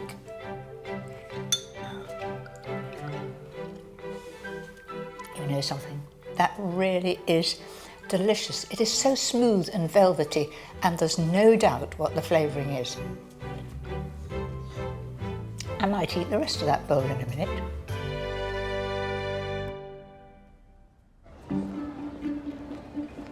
Farmers' markets like this one in Guildford are relatively new. Many of them were started up to help farmers after the foot and mouth outbreak in the late 1990s. And now there are around 1,000 of them all over the country. That's the sharp one, going down to sweeter. I've got a few things on my list today. First stop is the fruit and veg stall of a local farm. Good morning. Good morning. What an amazing selection of apples. Thank you. Are they all locally grown? They're all grown on our farm in Kent. Yes, we grow just over 200 varieties now. So lots of variation. I like a fairly hard, sweet apple with a very, very crisp. What do you suggest? Okay, well this is a little tart at the moment. This is a Pitmarston pineapple. So in a warm atmosphere you get that lovely scent of pineapples. Really? It's quite an old variety from the 1700s. When it gets a little riper you might get a bit more sweetness. Is that a bit sharp at the moment? No, I think it's lovely. Of course, it's not just fruit and vegetable farmers here. All sorts of people get the chance to meet their customers and showcase their goods, from local cheeses Feral cheese feast I had. Yeah, thank you very much. to freshly caught fish. I had sea bream yesterday. I want a double Absolutely. And some beautiful artisan breads. Which are the most popular ones? Well, the most popular are the spelts, wholemeal, Sussex kibble. What's Sussex kibble? Sussex kibble, this is a recipe that I found in a village called Storrington in Sussex, and this is kibbled wheat. It's literally just cracked wheat. Cracked wheat, but cut up very small? Yes. I'd also like some sourdough. What about that one there? Let's see, is it nice and brown underneath? Oh, you want to see the bottom? I like that, yes, I do. Very good. What I find so exciting nowadays is the amount of speciality goods that you can find in these markets. Hello. Oh, good morning, madam. How are you? A bit cold. Can I help you? And I've got some salads planned that will make good use of some of them. Do you have black olives I have in black. oil? Now, how should I keep those when I get home? I don't put them in the refrigerator. It's the worst place you can put them. Best place, I always tell people, buy the cooker, buy a bottle of red wine. There's nothing like bringing a selection home, and I think I've got everything I need for my next recipe. So the first of my 6 market salads is celeriac remoulade. And that's celeriac in a lovely, creamy, strong dressing. Start with the celeriac. I really need to be taller, don't I? Cut off all the knobbly bits and it's ready to shred. I'm going to use a slicer, and this is quite inexpensive. I think they're under £10, but to go back when I was at college, this was part of our equipment. You had a set of knives and you had a slicer like this. So this is, I hate to say, it's 60 years old. And you could do the celeriac on there, but there's no guard and you could so easily cut yourself. I'll just keep that to admire and keep it as part of my history.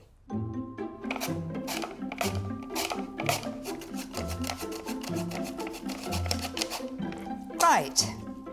To stop it from discolouring, coat it in a little lemon juice and a little water. And now for a lovely creamy piquant dressing. I'm using 6 tablespoons of light mayonnaise, a tablespoon of Dijon mustard, the juice of half a lemon, a dash of sugar and some seasoning. When it's mixed, drain off the celeriac, then bring it all together. And there we have our first salad, celeriac remoulade. Next, it's my quick and easy Caesar salad. The classic lettuce to use is a Kos lettuce. Dad used to grow these and he called them London lettuce. Don't ask me why, and it's not called London now, but often plants change their names. My version of this salad is really just a matter of chopping the beautifully crisp lettuce and making a simple dressing. And for me, that is what makes the salad. So in the bowl, I'm going to put 6 tablespoonfuls of mayonnaise. Now, a tip about doing this, you see how I put those blobs like that? If you actually put the blobs so you can count them, because at home, the dog can want to be let out, the phone can ring, and you can never remember how many spoons you put in. So I know I've put 2 in, 3, 4. Add 1½ tablespoons of Dijon mustard. I'm then going to have a dash of Worcester sauce. That just gives it a little pep up. Then season. Now add some grated parmesan. 1, 2. And crushed garlic. If the mixture is a bit thick, just add a little water to thin it out. So that's looking good. I'll just toss it, make sure that it's really well coated. And finish with shaved parmesan and some crispy golden crouton. I've made my Caesar salad without any meat added. You could add chicken, you could add avocado, just whatever you like. Another idea to make the most of those market veg is to spruce up some marinated artichokes and red peppers with fresh basil and a little balsamic vinegar. Very, very colourful. And it's rather nice with the flecks of green. And to use those olives, how about my version of a Greek salad? Just add them to some crumbled feta cheese and sun-dried tomatoes, and finish with olive oil and a little salt and pepper. That's it. A lovely mixture. Then I've got some carrot.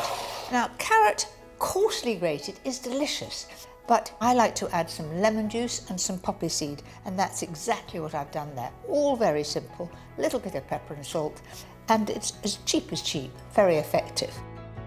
Lastly, a tasty bean salad. Drain a tin of mixed beans, add some finely chopped spring onions, sliced celery and diced tomato. And for the dressing, I put some fresh tarragon in there with some oil, mustard, pepper, salt and a dash of sugar. So in that goes to dress it. Give it a good stir and there you have it. So that is my market salad. And I think that looks very tempting if you just want a light lunch and a little bit of everything.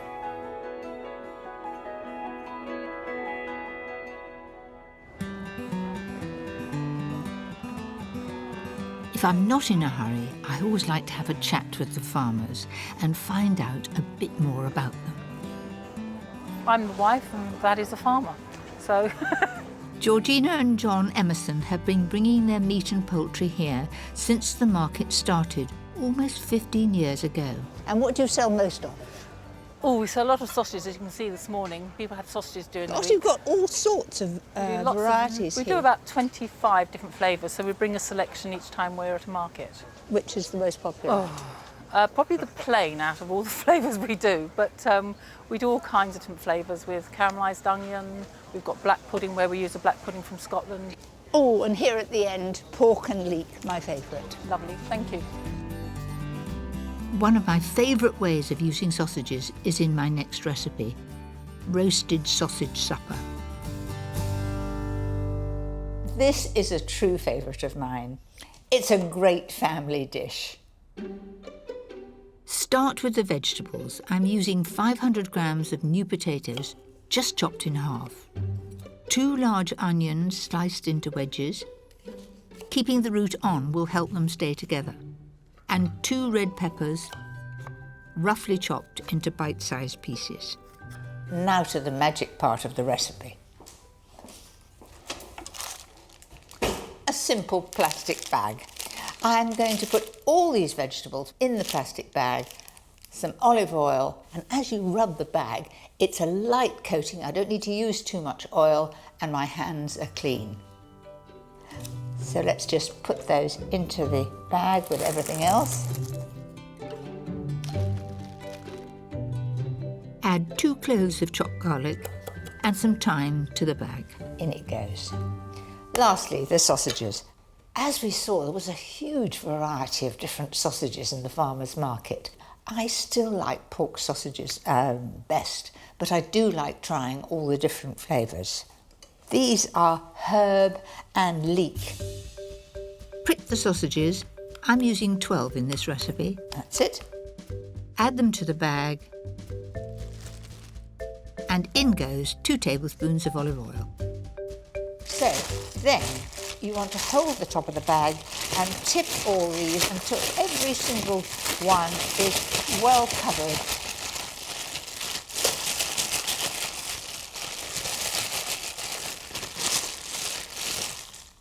I think that's a good job done. You'll need your biggest roasting tin for this.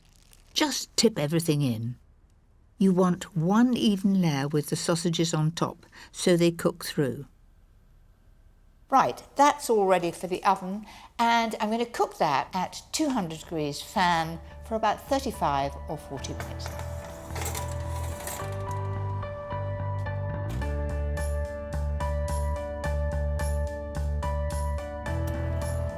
When the sausages are brown, turn them over.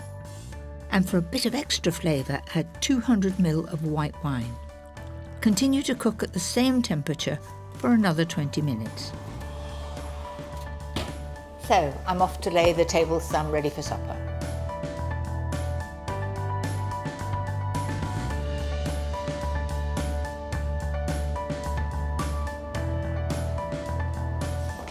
Well, it's had its time. Let's have a look. So, how about that then? Doesn't that look inviting? You want to have everybody absolutely ready to come and help themselves. And you can really see why this is one of my favourites. All the washing up I've got is 1 tin.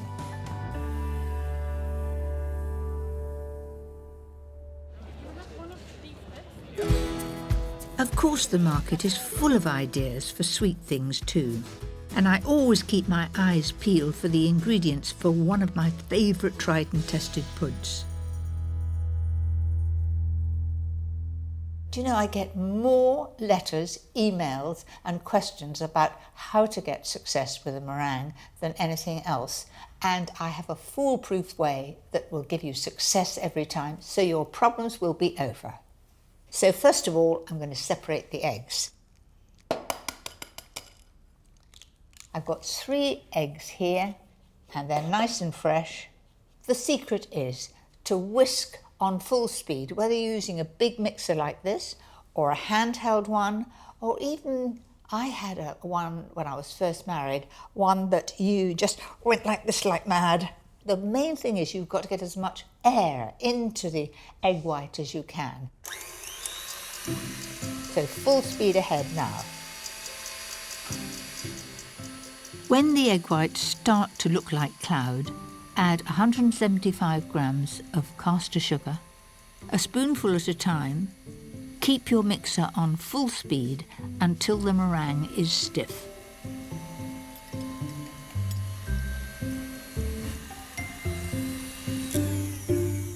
That looks about right to me. Let me just show you. It really looks as stiff as can be.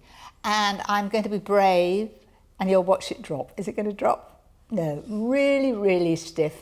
Now, as it's a pavlova, I want to make it nice and marshmallowy in the middle, and to do that, you add corn flour and vinegar. So mix a level teaspoon of corn flour and a teaspoon of white wine vinegar together, and then fold it into the meringue. Take a baking sheet topped with baking paper with a 20-centimetre circle marked out, and spread the pavlova mix on it. I'm being very careful to keep it within that pencil circle because that is the shape that I want. So squash that down and push it all out to the edges. And if you have children or grandchildren who enjoy cooking, let them do something like this, perhaps for Sunday tea.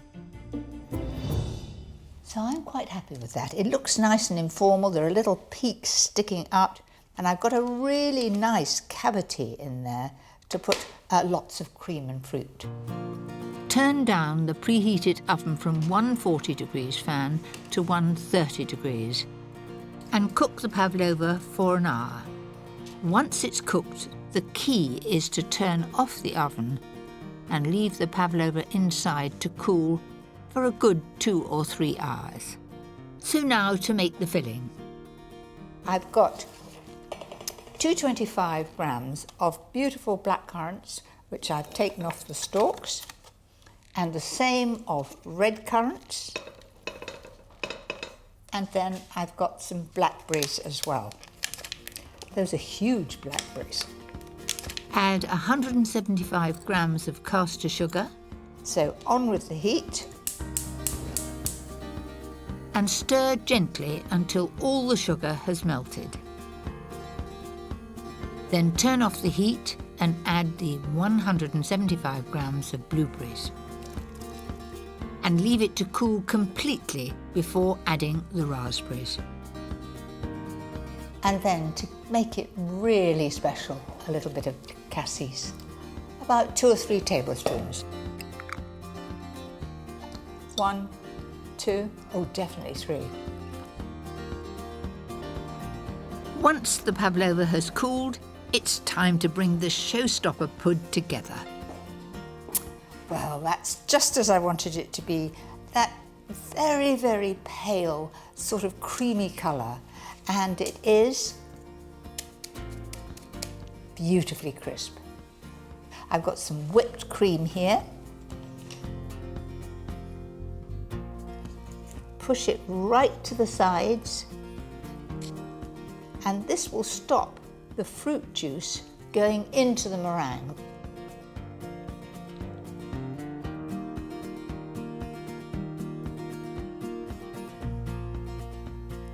That looks pretty good, doesn't it? Do you know, I've been making this for years and I still get excited. It really is magical. And it is the most perfect thing to serve at any celebration.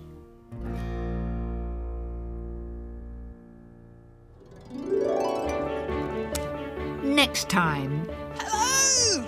Rosemary. It's my favourite recipes inspired by the allotment.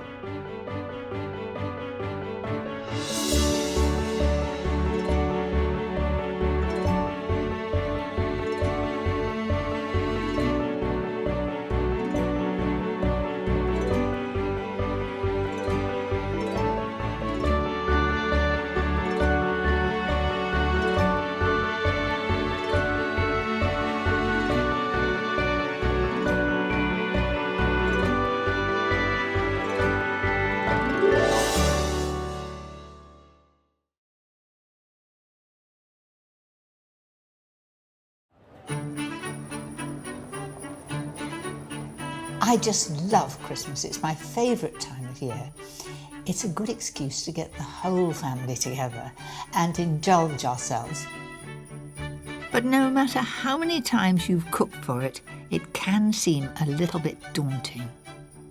At the end of the day, it's all about wonderful Christmas food, and I'm going to make it as easy as I can for you. Christmas doesn't get better than that. You notice I take the drink first.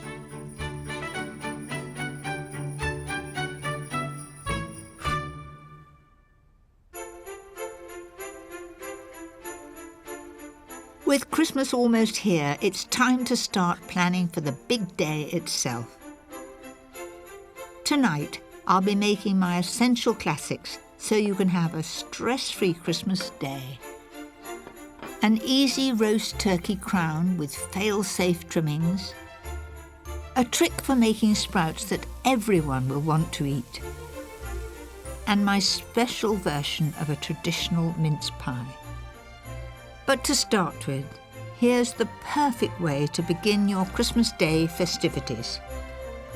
There's nothing more Christmassy than the smell of mulled wine. It really does warm you up and give you cheer. Right, how to do it. Take 3 lemons. I take the skin off using a potato peeler. Don't press too hard, because if you do, you'll get the white pith. Squeeze the lemons and peel and juice 1 orange. Then put all the citrus juice and peel in a large pan. It's just the zest that gives a really good flavour. Then a couple of sticks of cinnamon. Nobody likes to come across a clove, so if I pop it in here, it's a good tip, about 8 or 10. In this way, you get the flavour of the cloves and they're not floating about everywhere. Now for the red wine, which doesn't need to be expensive. I'm using a couple of bottles of delicious Rioja. The whole look of the pan is Christmassy, the red and this lovely spicy smell coming up. And as soon as I warm it, it'll be even better. Pour in 2 pints of water and simmer for 1 to 2 hours. And that's it. Mind you, I shall put a little bit of brandy. It gives it a bit of a perk. While the wine simmers, I can make my special canapé. The perfect thing to welcome the family.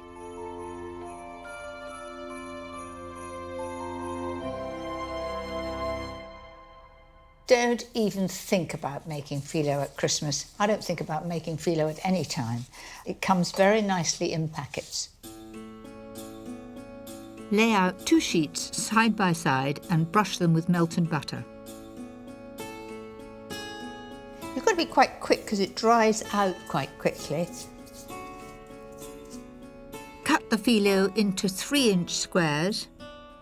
Take each square and put the buttery side down and then the buttery side down again so it sticks at a slight angle like that, and then push them in. So the actual part you're filling isn't buttered.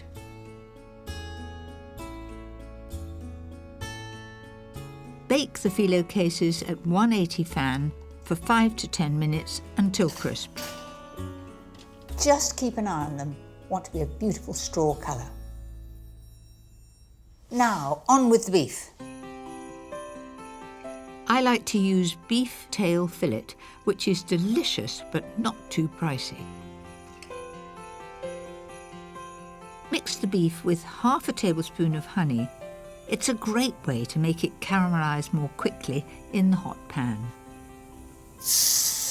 And immediately spread them out. And I'm going to turn those over. As soon as one side is brown, let me have a peek. That's it, it is already. And it looks so appetising when it's this wonderful caramelised colour. Now that is quite enough cooking. I want it pink in the middle, so I'm going to take them straight out now. That's it. While the phyllo cases cool, finished the mulled wine by adding 150 grams of caster sugar. The smell is absolutely wonderful. Oh, wait a minute. I was going to add a little bit of brandy. Just makes all the difference.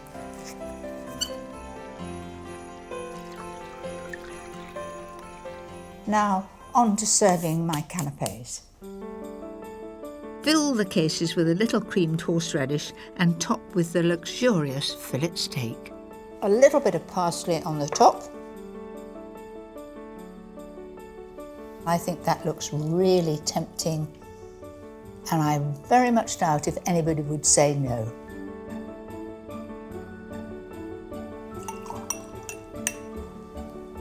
No, I think a little drop more. A glass in my left hand, this beef canapé in my right. Christmas doesn't get better than that. It's a lovely, warm feeling.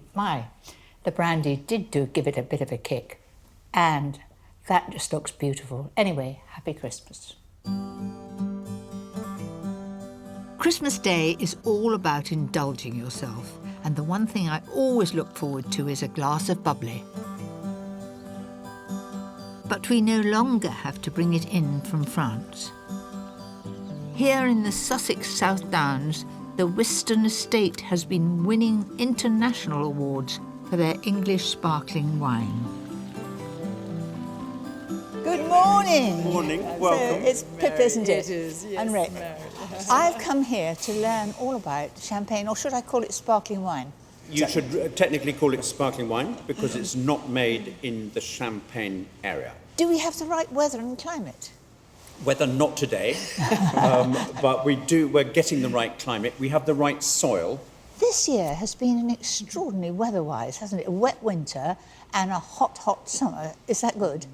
Brilliant. And we've got a brilliant crop this year. Remarkably, the South Downs are only 88 miles from the Champagne region and have a similar chalky soil. It absorbs the sun during the day and gives off a heat at night, perfect for growing Champagne-style grapes. As well as picking all the grapes by hand, head winemaker Dermot Sugrue also uses a traditional wine press, one of only 4 outside France. It's an old-style traditional technology that was designed to get the very, very best juice out of sparkling wine grapes. Well, I'm sure it's time that we got this into there. Fantastic. Let's go. Will you give us a hand? No. There are 2 tons of Chardonnay grapes in these crates. They will end up making around 1,500 bottles of wine. Okay, Mary, we're ready to go. Let's do the first press of 2014. On your marks, get set, go. Fantastic.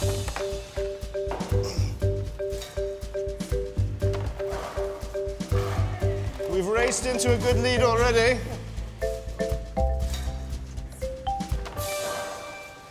Oh, what a wonderful sight. I've never seen so many grapes all together.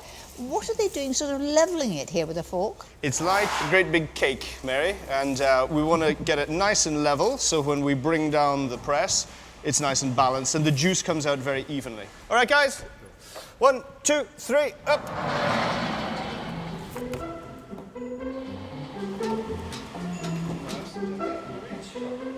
Look, it's coming. Do you know, it's clear like a mountain stream.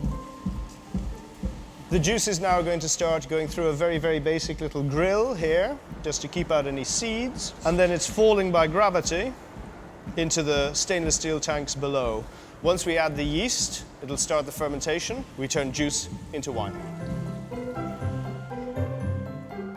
After 7 months, the wine is moved from barrel to bottle to ferment and age. But it takes a full 3 years for that special sparkle to develop. The proof of the pudding is, in this case, definitely in the drinking. There's 4 bottles here. Which one should we try first? Okay, well, I'm going to choose, considering it's Christmas, our rosé. Rosé sparkling wine is a wonderfully versatile drink.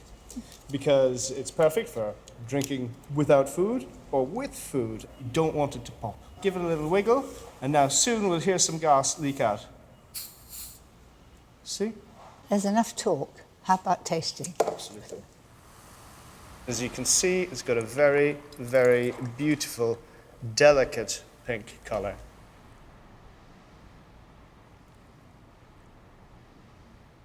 It is so fresh. It's very light. You know, it looks special. When all the family are there and everyone's glowing, perfect for Christmas. Happy Christmas. Happy Christmas, everyone. For me, the secret to a stress-free Christmas day is to prepare what you can in advance and give yourself an early start on the main event. If you do, I promise you the results will be spectacular. For many, the pressure is on when it comes to Christmas dinner, but I always think of it as a special Sunday lunch. Dead easy.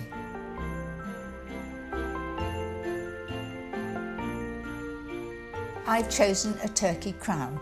That's a turkey without its legs and wings.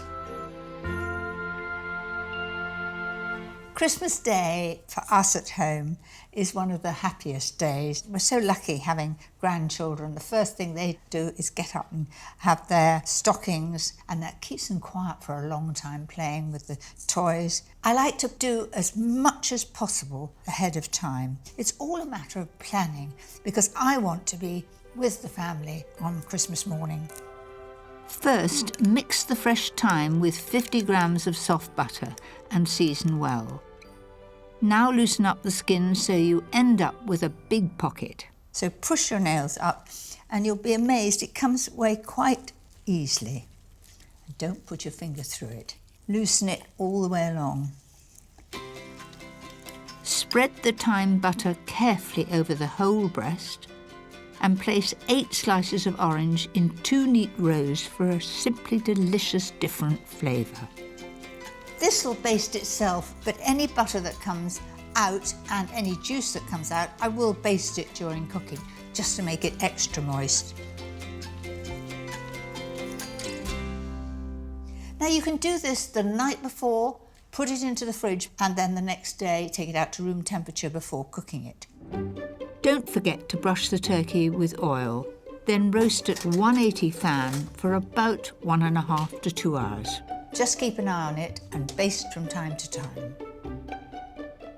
Whilst the bird roasts, it's time to make those very important trimmings. In our house, Christmas dinner isn't complete without a good stuffing. I use my mother's recipe. It is a well-seasoned sausage meat, essential to use fresh herbs. Fry an onion till soft and mix with 700 grams of pork sausage meat, 150 grams of fresh white breadcrumbs, the rind and juice of a lemon, and chopped sage and parsley. Christmas dinner is the favourite meal of the year, and we have all sorts of games. Old-fashioned, but yes, great fun. I'm always in the winning team, of course. Nothing like your hands to get in there, so work that together. No, I haven't forgotten to put the egg in. It doesn't have any egg. Because it's got sausage meat, the sausage meat helps it to cling together. So that looks pretty well mixed to me. This is the best way to divide it into 16 portions.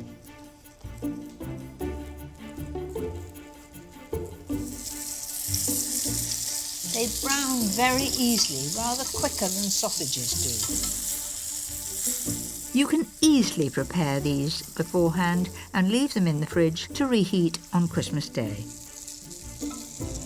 These just need to go in the oven for 25 or 30 minutes until they're done. Not everyone likes sprouts, but I'll challenge anyone who doesn't like my sprouts with pancetta and chestnuts. Begin by frying 200 grams of chopped smoky pancetta. It's important to divide this so that it all becomes crispy. Once crisp, drain and use the fat to cook a diced onion and some chestnuts. Return the pancetta to the pan. So in go the sprouts. I've already cooked the sprouts, but only for about 3 minutes. I think sprouts have got a bad reputation because most people overcook them, cut it down the middle, and it cooks in half the time. They look pretty good, don't they? Can't resist. That is really special and a perfect accompaniment to that turkey. The turkey is cooking and the trimmings are prepared, but I've one final thing to show you, something that will make your Christmas feast even more special.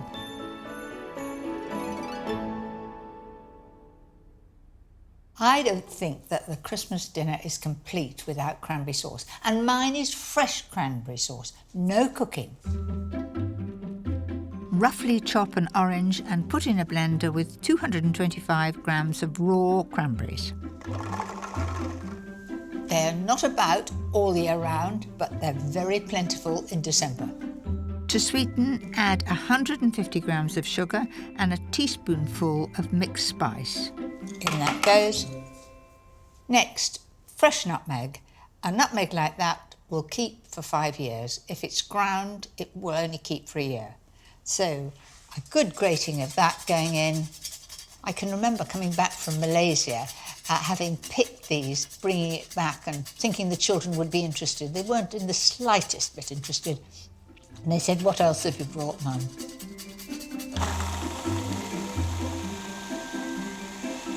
Process until the juices flow and it becomes a beautiful sauce.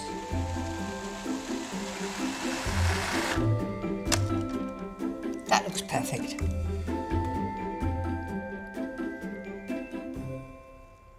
So that's it. Nothing could be simpler, and it is so fresh and delicious.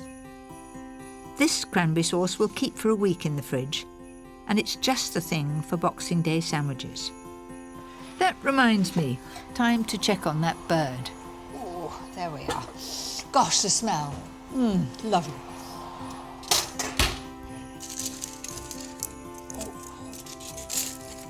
Oh, that went in like butter. And the juices that flow should be clear. Oh, yes, they are. Absolutely. So let's lift that onto the plate. That's it.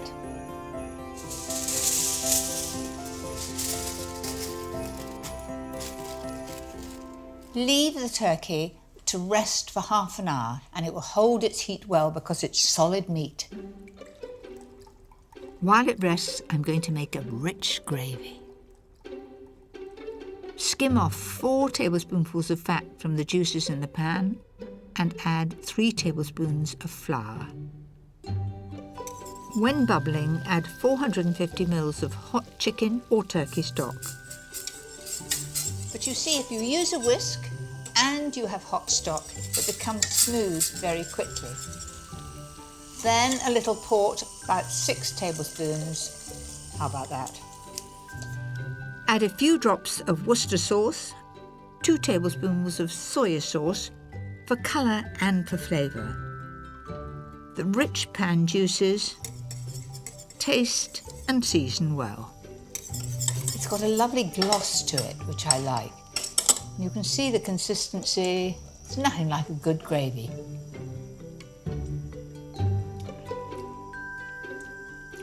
I like the bit of port in that.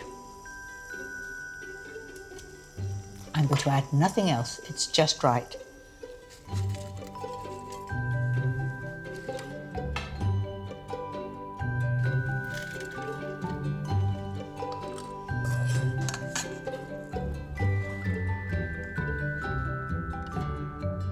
So there you have it, a different twist on the turkey. Everything easy to make and not too much stress.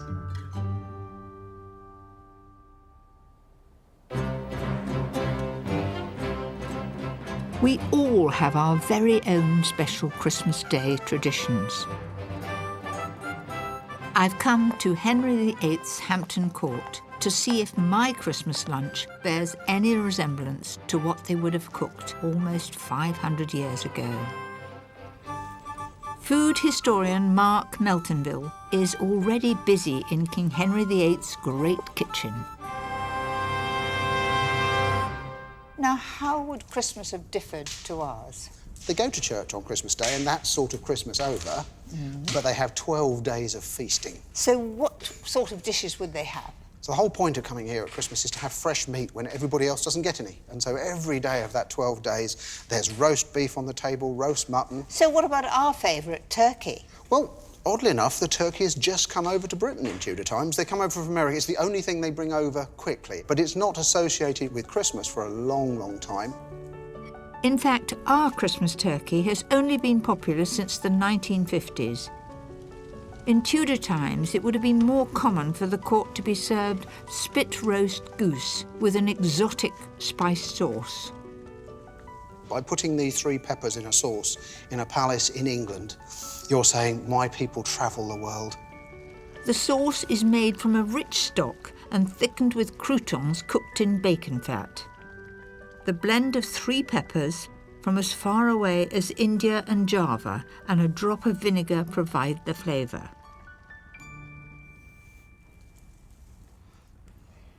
It's not fiery at all. It's very good. And it's not as simple. Do you know, that would go with our turkey, let alone the goose. It's not too vinegary. You've obviously had very good concentrated stock. It is delicious. But roast goose was only for the rich. It used up expensive fuel and required a spit boy to turn it for hours. Ordinary folk would have had boiled meat. Well, that's a nice crispy sound to the skin, but it is cooking me quite considerably. That looks lovely. Right. I'm now roasted for Christmas too.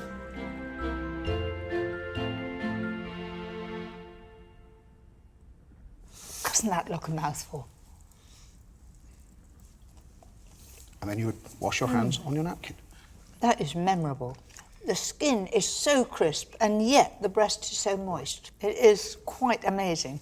And the sharpness of that sauce, the little bit of vinegar you added to it... Just cuts through the fat. It's delicious. The closest thing the Tudor court had to pudding was frumenty, a grain-based porridge softened in beef stock and sweetened with fruits. The little twist that makes it a bit like a Christmas pudding is you're instructed to put your dried fruits in there. So you end up with a sort of sweet, savoury, puddingy thing long before they've invented pudding. You'd have it in the palace, but would other people at home have this? This is the one that seems to cross all boundaries. Amongst ordinary people, you take a bowl of this to your friends at Christmas time. Are you going to be the cook and taste it from the pan? I am indeed. So this is a pure taste of ancient Christmas. I love the grain. I would think it was very much a barley risotto with fruit. And I like it. It's different. Good. And I think it would go very well with turkey, with goose, but I wouldn't be having it as pud. No, I'd treat it as a sauce.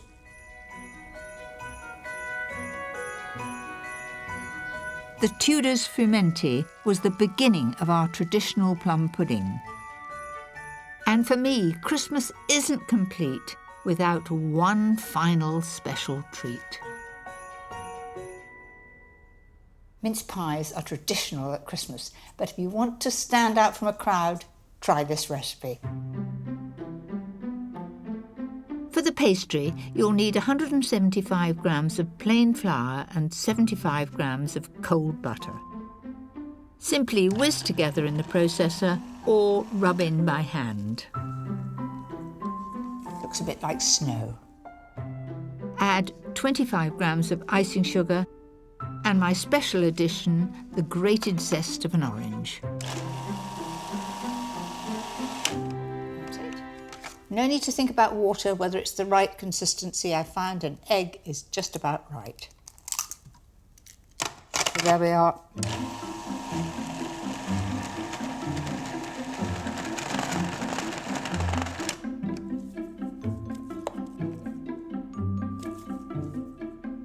There really is no need to be scared of making pastry. This sweet pastry is foolproof. It works every time as long as you've measured carefully. into the fridge until it's firmed up a bit.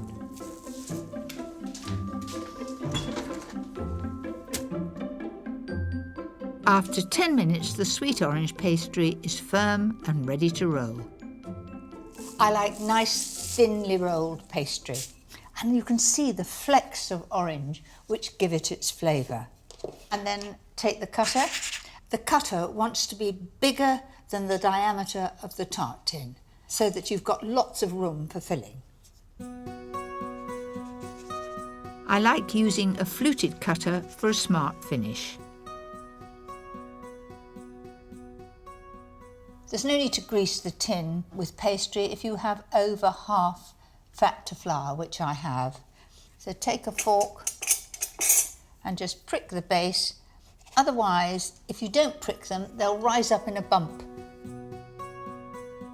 For a no-fuss filling, use bought mincemeat, and to make it more special, add 100 grams of chopped dried apricots. For these, I'm not putting a traditional layer of pastry on top, I'm putting marzipan instead. Grate 125 grams of chilled marzipan and sprinkle a little over each one. And it will melt down and become a little bit brown on top. It'll just add to the recipe. For a crisp base, slide onto a preheated baking sheet and cook at 180 fan for about 15 minutes.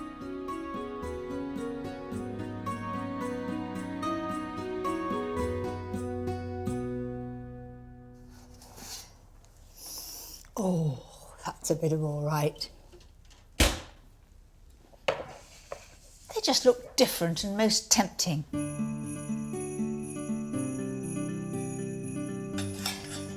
There we are, 12 beautiful mince pies. And you want to see underneath, lovely and crisp right through. And then it's Christmas, a dusting of icing sugar.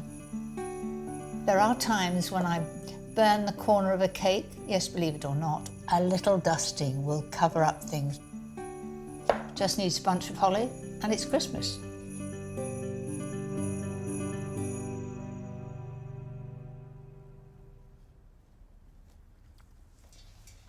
That is oh so good. A thin layer of pastry underneath, masses of mincemeat, sprinkling of grated marzipan, and a dusting of icing sugar. Sheer perfection. And there you have it. There we are. You've got the carving knife. A wonderful Christmas feast without the stress.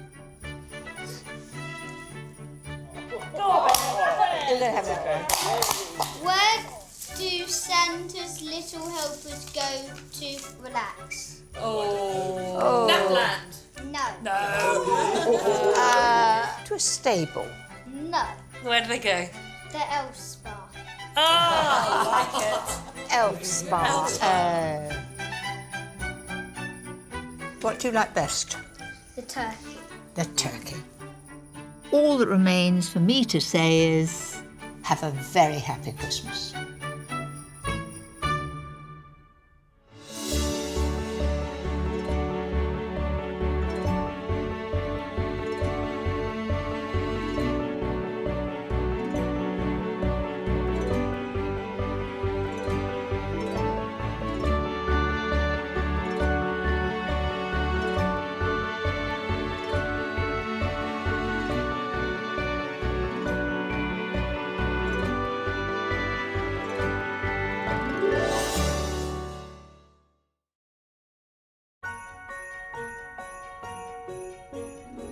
Mince pies are traditional at Christmas, but if you want to stand out from a crowd, try this recipe. for the pastry, you'll need 175 grams of plain flour and 75 grams of cold butter. Simply whisk together in the processor or rub in by hand. Looks a bit like snow. Add 25 grams of icing sugar and my special addition, the grated zest of an orange. No need to think about water, whether it's the right consistency. I found an egg is just about right. So there we are.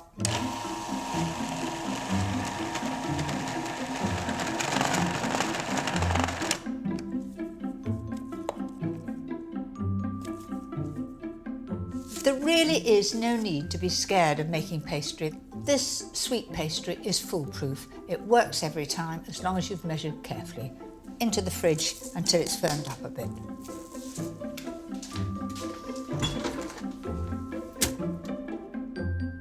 After 10 minutes, the sweet orange pastry is firm and ready to roll. I like nice, thinly rolled pastry. And you can see the flecks of orange which give it its flavour. And then take the cutter. The cutter wants to be bigger than the diameter of the tart tin, so that you've got lots of room for filling.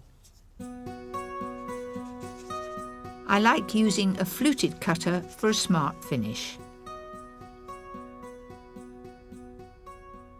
There's no need to grease the tin with pastry if you have over half fat to flour, which I have. So take a fork and just prick the base. Otherwise, if you don't prick them, they'll rise up in a bump. For a no-fuss filling, use bought mincemeat, and to make it more special, add 100 grams of chopped dried apricots.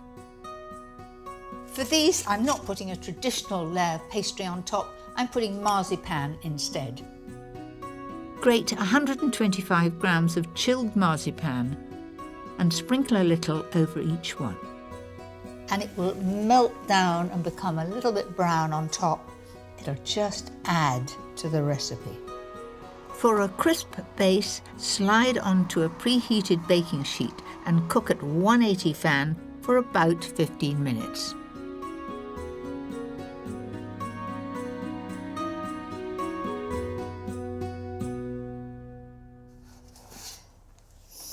Oh, that's a bit of all right. They just look different and most tempting.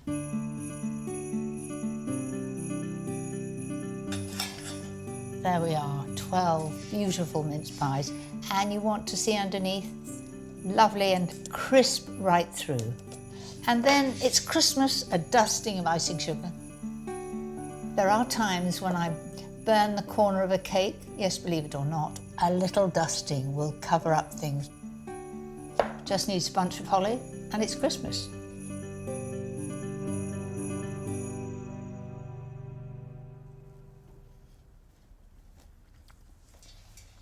That is oh so good. A thin layer of pastry underneath, masses of mincemeat, sprinkling of grated marzipan, and a dusting of icing sugar. Sheer perfection.